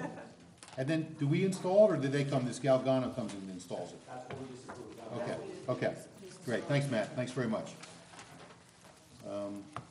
Action item number 11 is to consider a motion to authorize the village administrator to sign an intermunicipal agreement, or an IMA, with the Dobbs Ferry School District to contribute 50% of the cost of the 3,000 square foot of sod for the Gould Park Lower Field improvement. I think we need to do that first. That is 10, actually. That is 10, right? Oh, I'm sorry, I jumped ahead, yeah. So 10 is consider a motion to award the bid for 3,000 square foot of sod for improvement of the, excuse me, guys, for improvement of the Gould Park Lower Field to the lowest bidder, Moretti Landscaping, for an amount not to exceed $13,800, as recommended by the Recreation Commission and Head of Recreation, Matarone. Any approved amounts will come from the segregated recreation account, i.e. non-taxpayer dollars. Okay, so, Matt, I think we need you to have to come up here, just a quick little background. This essentially is gonna be work that's gonna fill in, some grass that we took away a few years back, which I think, there's some good reasoning here. So maybe just explain to the board and for the benefit of the public what the work here is. Years ago, we had 2 fields at Gould Park, a large baseball field and a small softball field. Small softball field was in disrepair, and it was in bad shape, and the field was not level. So, I think it's about 5 years ago, we put a plan together with the village, and the school system, I do believe, helped as well financially, that we removed the small softball field disrepair. Now, in order to remove the small softball field and still allow the youth and softball players to play on a big field, you have to skin the big field, which is what we did. Many municipalities and many schools do this. They take away the grass, even though it's not, for baseball purists like myself, it's not aesthetically pleasing. You can now play at any level. You can play a youth game, you can play an adult softball game, you can play 90-foot bases. The project actually has been very successful. The field, without a doubt, we have bags and bags of diamond dry that we do not have to use. The field drains very quickly. We no longer have the softball field in the outfield, which was a little bit of an issue, a safety hazard. So it has been successful, without a doubt, for the village, and it has helped us a great deal. About a year ago, we were approached by some residents, some affiliated with some of the booster clubs at the school, that they would like us to consider putting some grass, some sod back in the infield. And when explained, like I just explained, that if you can't put the grass back full and still play little league games and the softball games, because then you have bases on grass and you remove the grass. We could put in, I did some research and I found a field actually in Greenberg that has sod, 3,000 square feet, so you can still, it looks a little bit like the baseball field, it's just not the full length like Yankee Stadium or City Field.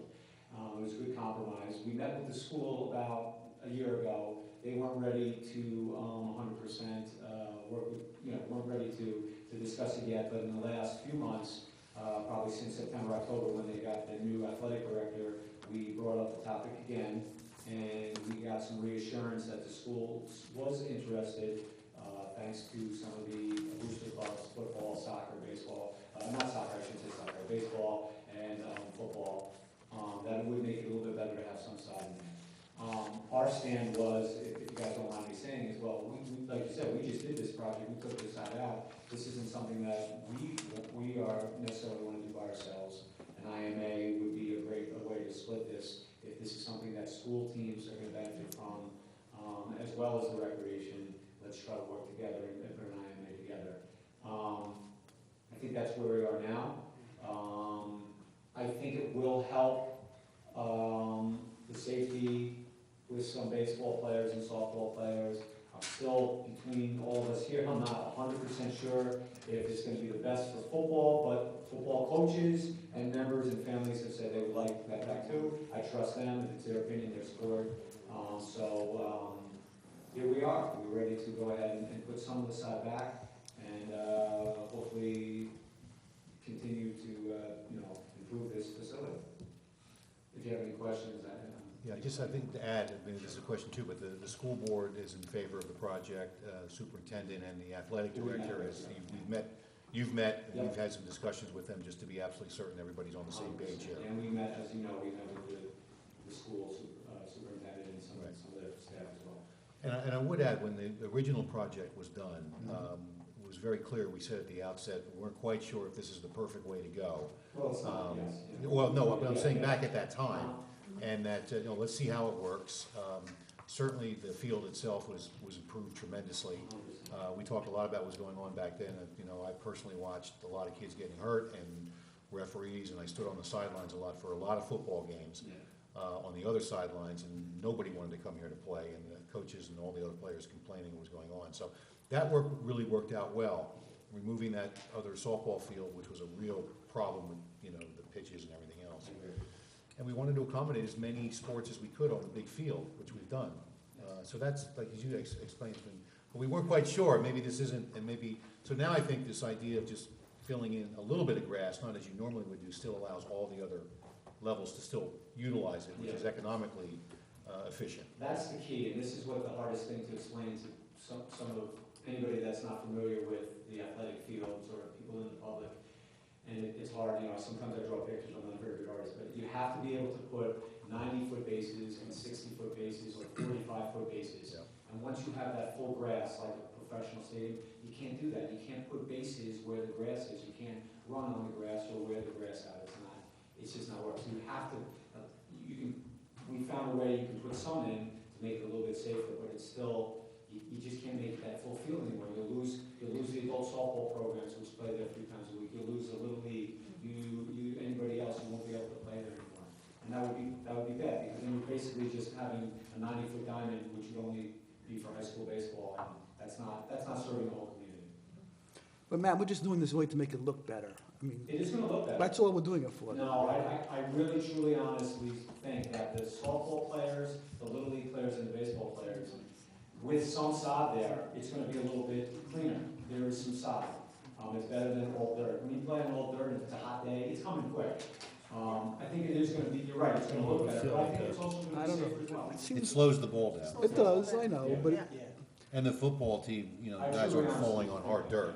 They're not as much dirt they'll fall on, which is painful. That's true. That's true. I can see that. It's safer. But it will look better. It will look better, no doubt. It just seems $13,000 for 3. I mean, I don't know how many feet that's going to be. Like drainage is already done. We're adding. There's more to it than We're just the sod? we're extending the sprinkler. Yeah. That's it. I'll buy it for safety reasons.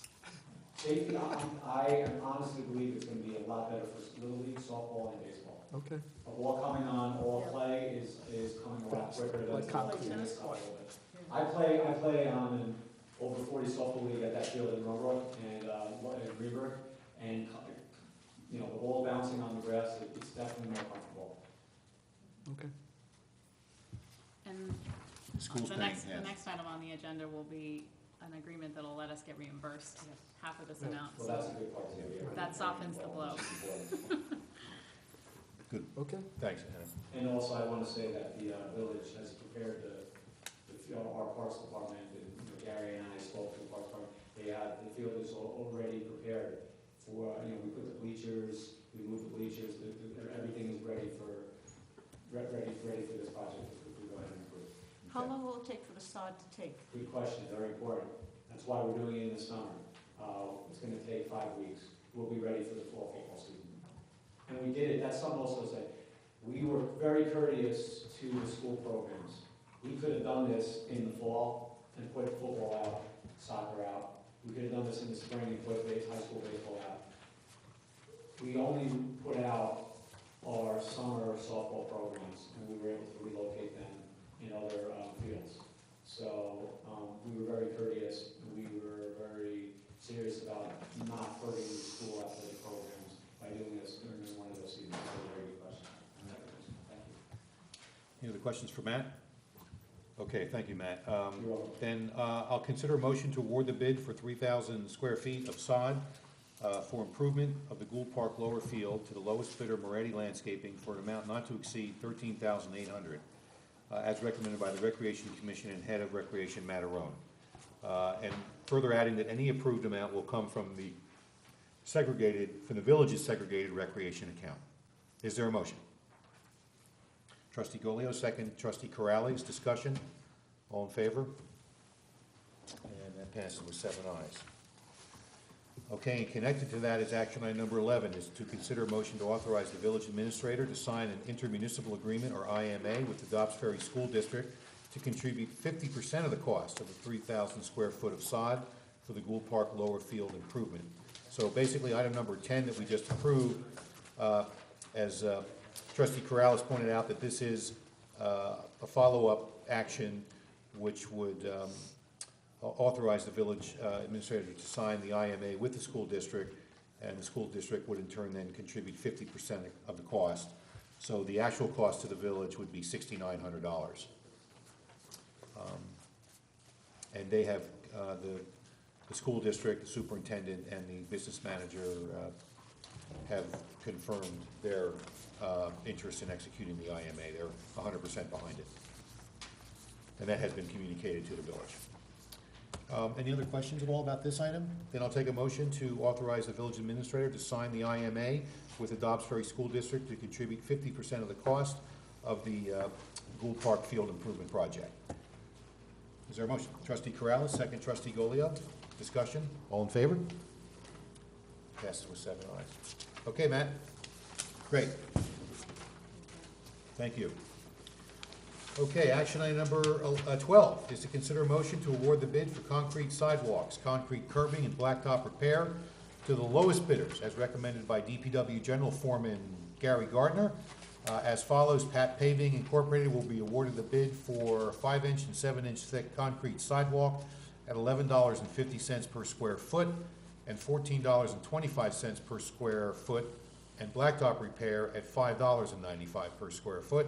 And Tom Bucci Excavating will be awarded the bid for concrete curb at $28.75 per linear foot. This is what we do each year, right? And having these contracts in place obviously allows the village to be able to respond through independent contractors with very efficient bidding process, to get very efficient pricing, to get things fixed when they need to be fixed. Is this, Gary, just for our benefit, just to simply to fix sort of when there's an emergency, if something's cracking, or is it sort of general repair and things during the season that you line up and they come and do as part of sort of general maintenance? It's basically I have them on call, so if there's things that we can't handle ourselves, we need an emergency sewer break, or you need to do sidewalks in a hurry, have a bunch of sidewalks or curbs, then we just keep them on we do these bids to keep it, so I don't have to waste time going out to bid and getting prices. We usually get a pretty good price out of it. Okay. So they're there just so the availability, that if we do need, we can just call and get them right away. Not standard everywhere, man. Everybody pretty much does it. Okay. Actually, they just helped out Hastings the same way they gave them some information on curbs. I guess they wanted to do curbs. Mm-hmm. So I gave them what we do. We went out to bid and we start getting the ball. Okay. Okay, any questions for Gary at all, concerns or issues with this? Okay, then I'll take a motion to award the bids as outlined. Is there a motion? Trustee Casales, Trustee Cassell. You do that too. Second, Trustee Taylor. All in favor? Discussion, all in favor? Passed with 7 ayes. Thanks, Gary. Action item 13, consider a motion to award the bid for equipment rental and labor rates to the lowest bidder, Tom Bucci, excavating as recommended by the DPW General Foreman, Gary Gardner. Same thing here, just this is the equipment side of it. Any questions at all for Gary or concerns on this one? Again, does this each year. Then I'll take a motion to award the bid for equipment rental and labor rates to the low bidder, Tom Bucci Excavating, as recommended by Gary Gardner. Trustee Golio, second Trustee Russillo. Discussion, all in favor?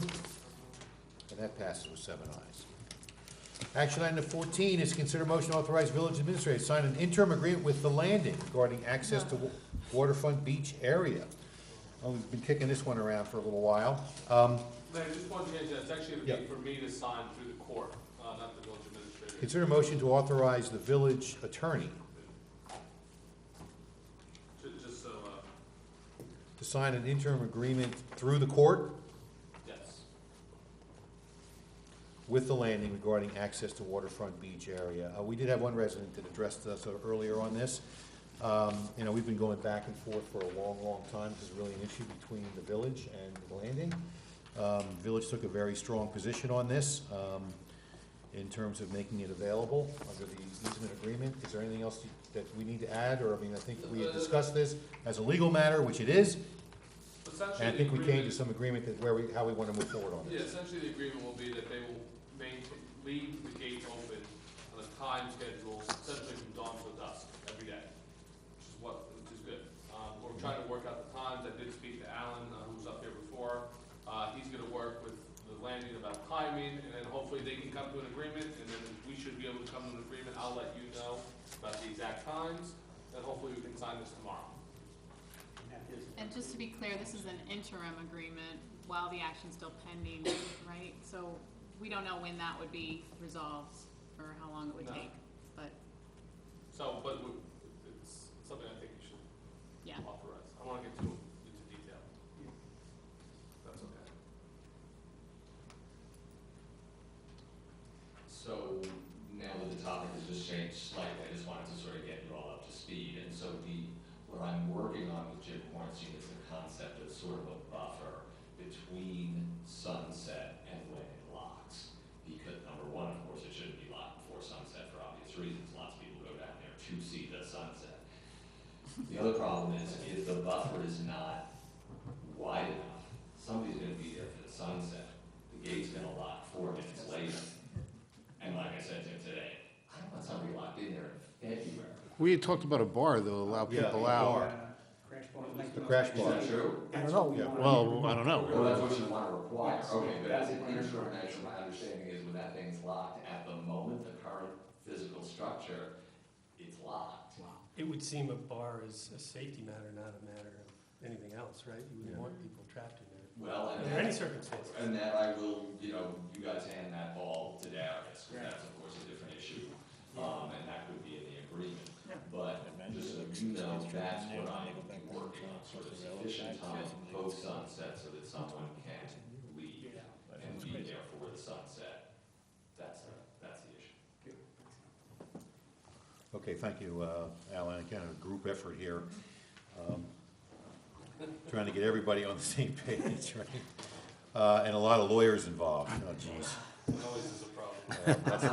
That's the biggest problem I see here, but, okay, so, we're gonna still move ahead with this, is that my understanding? And then some details to be worked out, but, so I'll take a motion to. Question, Oh, does sorry. that mean that we're approving the idea of having you sign whatever the final is, but it could change a little bit to accommodate the issues we were just discussing? Right. Okay.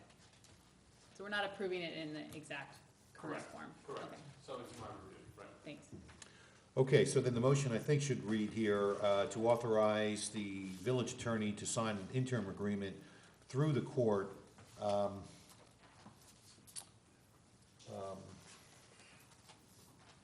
And I was, subject to final review of the village attorney, for details to still be worked out, with the landing regarding access to waterfront beach, the waterfront beach area. Right, that's good. Does that sound right?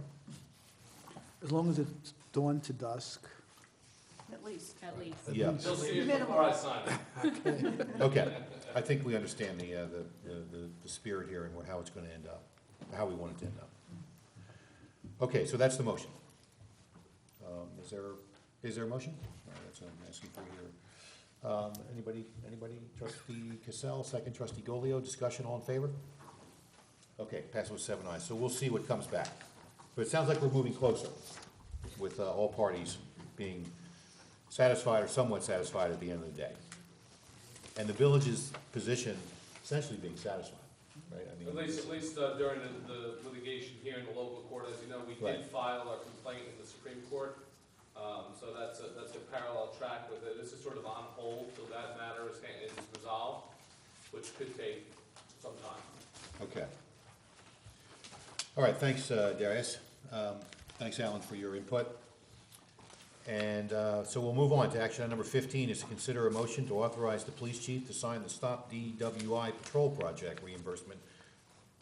To sign the Stop DWI Patrol, not to stop the project. It's the Stop, Patrol Project reimbursement contract for January 2016 through December of 2020. Police chief wasn't here tonight, but Charlene, could you help us with this a little bit? Basically, this is a $8,500 grant from Westchester County to give money for overtime in order to do DWIs, DWAIs, and to enforce those laws. So it gives us a little extra time to do it, actually. And that's basically it. It's a program that's been going on for a while, it's very successful, and it certainly helps us enforce those laws, which are extremely important. Okay, any questions or concerns about this? It's pretty straightforward.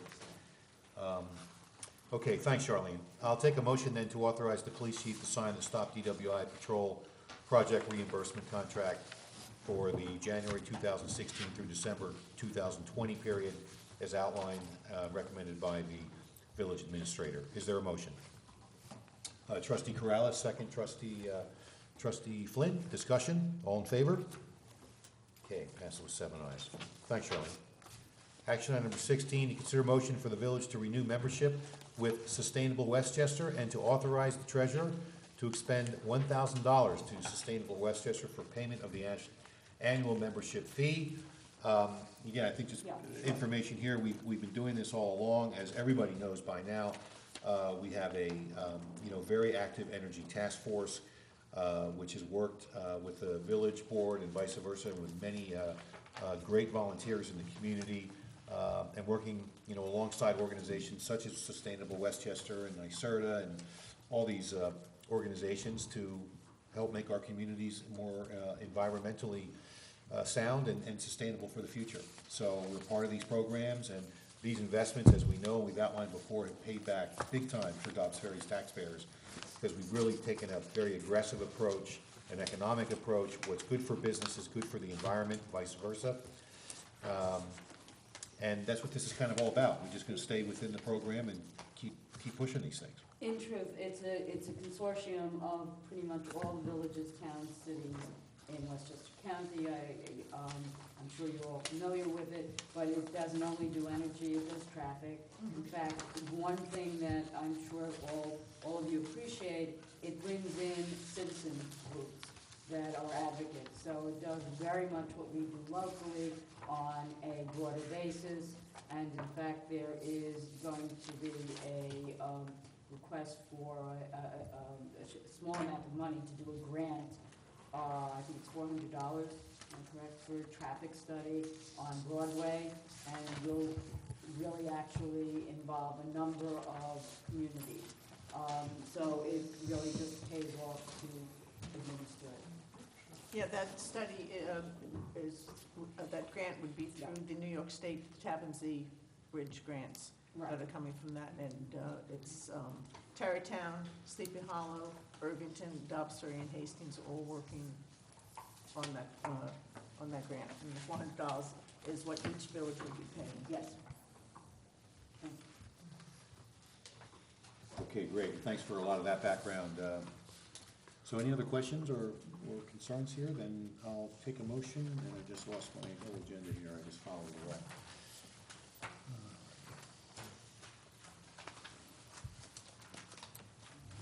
We got a lot of people tonight, didn't we?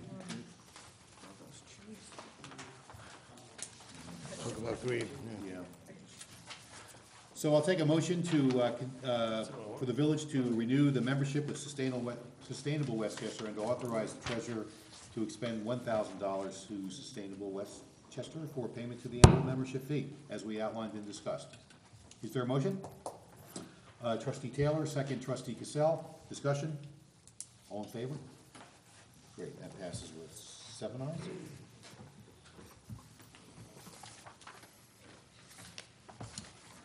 Okay, action item number, we're on 17 now, right?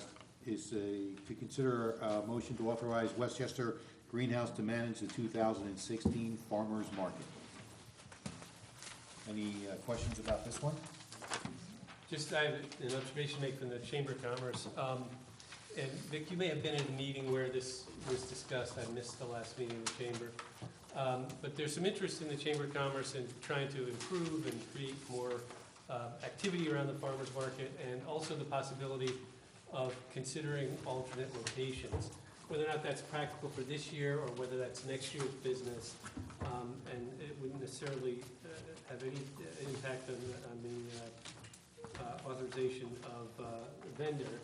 But one of the considerations that the Chamber wanted to think about was whether or not it might be practical to move the market to the sidewalk, essentially across the street by the entrance to the aqueduct on the other side. And so that we wouldn't lose the parking spaces on the side of the street where Sushi Mike's is. Okay. Whether that's something that could be done practically. Has the chief looked at that? Have anybody looked at that yet? No, we have not gotten that recommendation. Oh, we haven't got the recommendation yet, though, but we might be getting it. No, it's gonna get something it? that was considered at the I last think it was meeting. more just an idea that was brought up and tossed around. I don't know if it was actually formally presented to you, Charlene, or to Chief Gilardi or not. I'm sorry, really hasn't, so it's difficult to make a determination. My understanding is it's something that the Chamber supports, but there's obviously a lot more thought that has to go into it, in terms of just, does it work logistically, is it safe, does it work for the vendor?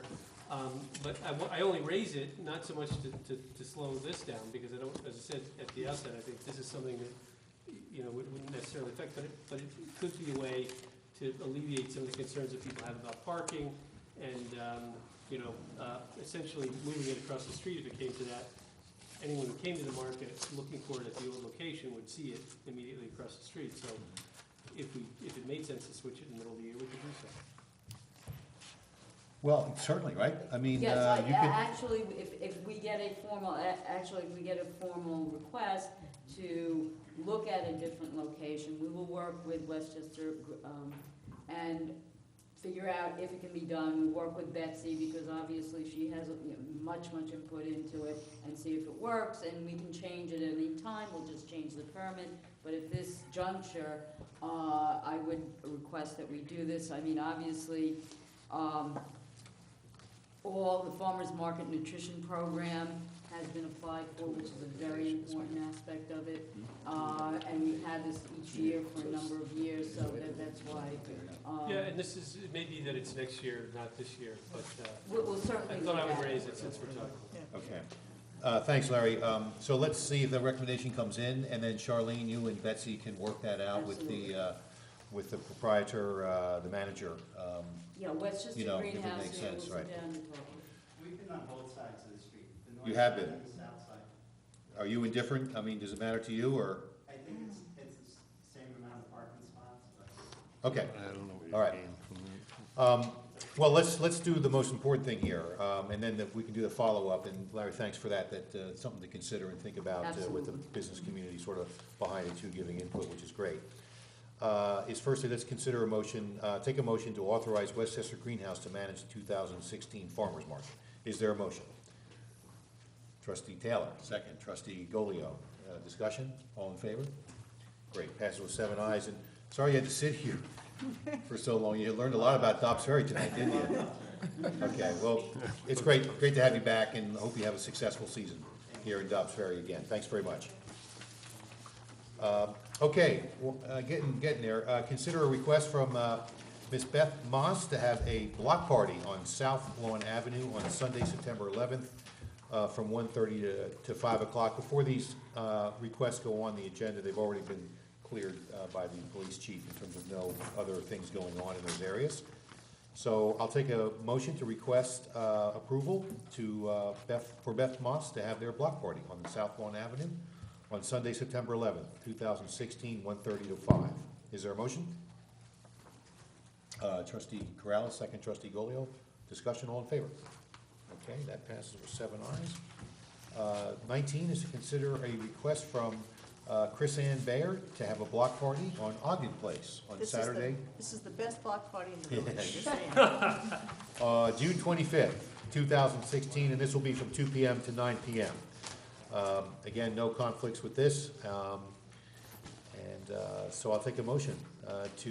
Does it always go till 9, or, Yeah. I mean, Oh, it it's goes. every year you guys do this? Oh, yeah. I heard it goes much later than that, actually. It goes later than that. Okay. As I said, it's the Officially best goes block noon. party in the village. And no one minds?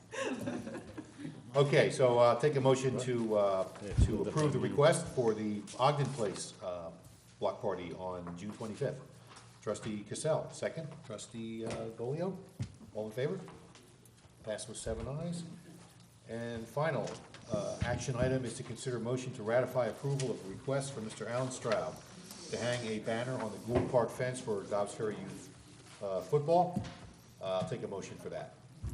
Trustee Golio, second. Trustee Corrales, discussion, all in favor? And that passes with 7 ayes. Great. Okay, so we'll move to the minutes. This will be for... Excuse me, Mr. Mayor? Yes, I Liz. believe that there was an item that you wanted to add to the agenda? No, I heard we're going to table that, right? But I Table? want to find out why more, but I'll do that later. Okay, thank you, I'm So, sorry. Thanks for the reminder. Okay, so the minutes. This is for May 10, which was a regular meeting of the Board of Trustees.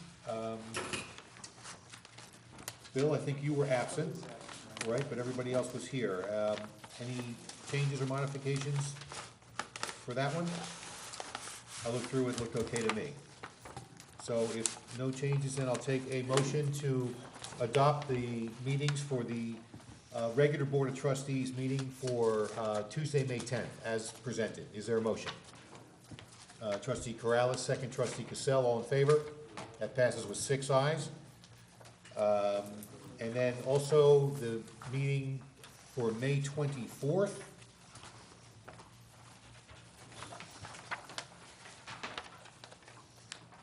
And I think we were all, no, well, 24th, yeah. Were we all here? Yes. Yes, we were, okay. Any, is that in our packet here? Yep. Yes, it is. It's Yep. stapled to the. It's stapled on the other one, too. Any changes needed there, guys, or are we okay? Looks good to me, too. So I'll take a motion to also adopt the meeting minutes for the regular Board of Trustees meeting for May 24th, 2016, as presented. Is there a motion? Trustee Golio, second. Trustee Russillo, all in favor? And that passes with 7 ayes. Okay, thank you. Now we'll just get to some reports and some announcements and wrap her up here. Bill, anything down your end? Yeah, one, Mayor, quick, in the spirit of these high school senior internships, this weekend there's a production at Mercy College, and the high school student production is Dog Sees God. So again, this is a high school student for their senior production, directing a play, and it happens to be my son. So it is, the dates are Friday, June 17th at 7 p.m., and then Sunday on June 19th at 3 p.m. And admission is $10, and that's at the Mercy College Lecture Hall. Great stuff. Congratulations. Thank you. Larry, anything? Nothing, thank you. Don? No. Okay. Annalisa? Did you want to say anything about the Embassy Summit? Yeah. And, no announcements from the rec program this week, except that I know that signups for camp are continuing, and those forms can be either dropped off at Village Hall or at the newly located rec office right now in the interim at Gould Park. I do have something. Okay. Randy? Thanks, Anna. I have an announcement from the Youth Service Council. They would like everyone to know that on Friday, June 10th, that just passed, the Dobbs Ferry Youth Services Council won a Voluntary Service Award from RAPS, which stands for the Westchester Recreation and Parks Group. A lunch to honor several award winners was held at the Shenorock Shore Club, and Lisa Bai, Matarone, and Justin Kamke were invited to accept the Voluntary Service Award. The council was nominated and won specifically for the Holiday Hustle, which started out 3 years ago with just under 100 participants and a handful of volunteers, and last year grew to 600 registrants with over 75 volunteers. The volunteers are made up of Dobbs Ferry Middle School, High School, the Master's School, the Dobbs Ferry Fire Department, and Police Department that donated their time to help during the race, clean up after the race, and purchasing, wrapping, and distributing holiday gifts for struggling families. This has been a spectacular annual event that exemplifies the satisfaction of volunteering and giving back to the very community we are part of. And that's, this is written on behalf of Lisa Bai, who's the head of the Youth Service Council. Thanks very much. That's great. Vic? Okay, just a couple of things here to close out. We do want to make everybody aware, we've got a unfortunate situation with the Embassy Club building.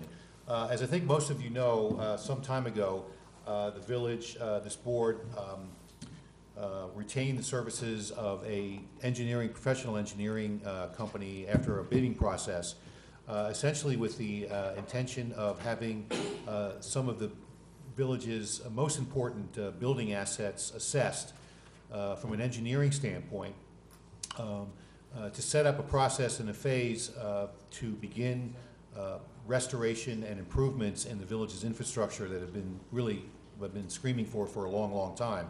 A lot of the buildings in Dobbs Ferry have been in disrepair for many, many years. Now we have the resources and some significant funding in place. It was the reason that we took this first step. So the engineering assessment has been taking place, and the engineers just recently concluded the assessment of the Embassy Community Center, and unfortunately found that the northern wall is in very, very bad shape, and to such an extent that the recommendation was that the village should close the building, which was done on was done yesterday, actually. It was done on Monday. Monday, and I know Charlene's been very much involved, the village administrator and our building department, and Darius and Gary Gardner and the engineering firm. There's really no way to sugarcoat it. There's a problem with that wall. It's unsafe, and we can't do anything until we figure out what the next step is going to be, either to, there appears to be the possibility of a short-term shoring up plan that we don't have all the details on. But I think more importantly what this does is there is some silver lining to this. Nobody thankfully was injured, and the wall was in serious jeopardy of possibly coming down at some point in the near future. So that was averted. Secondly, we have wanted to move forward with which will be some significant projects to upgrade these facilities, and now we got to get really moving on it. We just want everyone to be aware. It's been a very tough week for the Recreation Department, particularly for Matarone, as well as village staff to deal with this situation. The Recreation Department has notified the affected parties, which would be anybody that was going to be renting the building over the next couple of weeks, to make other arrangements, and we're trying to do as a village anything we can do to find replacements. Obviously there's programs and camps and things like that that are definitely going to be affected, and we're just going to have to find. We want to thank people in the community. The library has really helped out, I think, with the exercise program for the seniors, and the fire chief, and being able to utilize the fire building here, this building here, for some of the meal programs. So We're gonna keep everybody posted. We don't have all the information yet. Charlene, I'm gonna ask you maybe to fill in a little bit here, but we're gonna keep everybody posted. It was, it's a serious situation, and we're gonna have to deal with it. Nothing we can do about it. We're faced with it, so now we have to plan for it, and we will. We ask everybody to be patient and to bear with us, and we will communicate as we go along. But it's a tough situation, and it is what it is. Charlene, anything else to add to that? I believe the foresight of the board really prevented anything from happening with, damage to property, but more importantly, damage to life. So what happened was, and I can bore you with the details, which I won't, because it's late in the night, but basically, a team of engineers came twice. We had this morning, we started at 8 o'clock and looked at the whole aspect of the wall till around 10, tearing down pieces of panel, going into crawl spaces. Gary and his team had to move all our old records so that they could get into the crawl space. And what we found was that there is a serious danger of collapse in an event. Like on a daily basis, maybe it won't happen for another month, maybe it'll happen tomorrow. So we have to take precautions. There's a temporary shoring up proposal that we're getting, which will be on the inside of the building, and will actually take up almost half of the area in the Senior Citizen Center. So half of it may be able to be used.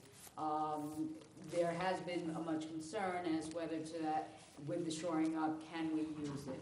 Well, we would not open the area until we are assured by the engineers that it can be used.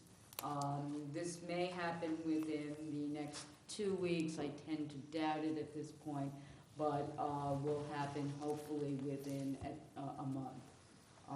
We're getting a proposal in the next few days. And then as to permanent fix to it, I think the mayor's quite right. We have to do an overall look-see. We have some money, I believe a grant in the amount of $150,000 that we can probably use from someone in Avenanti's office that we could possibly use for drawings, etc., to get a good grip on it. So we're up and ready for it, and just take some time. We'll Okay, so it's gonna be as tough over possible. the next couple of weeks, certainly Yeah. if not months, and we wanna make sure it's done right. We'll not allow anyone near the building until we know it's safe. Yes, absolutely. And obviously what's important is to think very smartly about a long-term plan. There is significant money that has built up that we have to invest along with other resources and other places we can go. And we'll do this right, and we'll take input when it's time to take proper input. Right now, we need the experts, the engineers, and the village staff to work through this before we get to our facilities committee, but we'll get there. So that's that, and we'll keep everybody posted as we get more information. Okay, just 2 more things here. Reminder that the last day to pay village taxes is on June 30th, and we want everyone to know that Dobbs Ferry High School graduation, there'll be a lot of proud people here coming up, is on Saturday, June 18th. It's at the Waterfront Park, which is a great setting for that. I know everyone's real happy it's back there again, and that'll be at 6:30 p.m. Saturday, June 18th, the high school graduation 2016. Okay, that's it. Thanks, everybody. There being no, that's not it. We opened and held the meeting in honor of 2 dear people who are longtime residents of Dobbs Ferry, Christine and Tony Ricky, that we lost tragically the last few weeks, a couple of weeks ago. In honor of them, we will be closing the meeting tonight. They will never be forgotten, and may they rest in peace. Meeting is adjourned.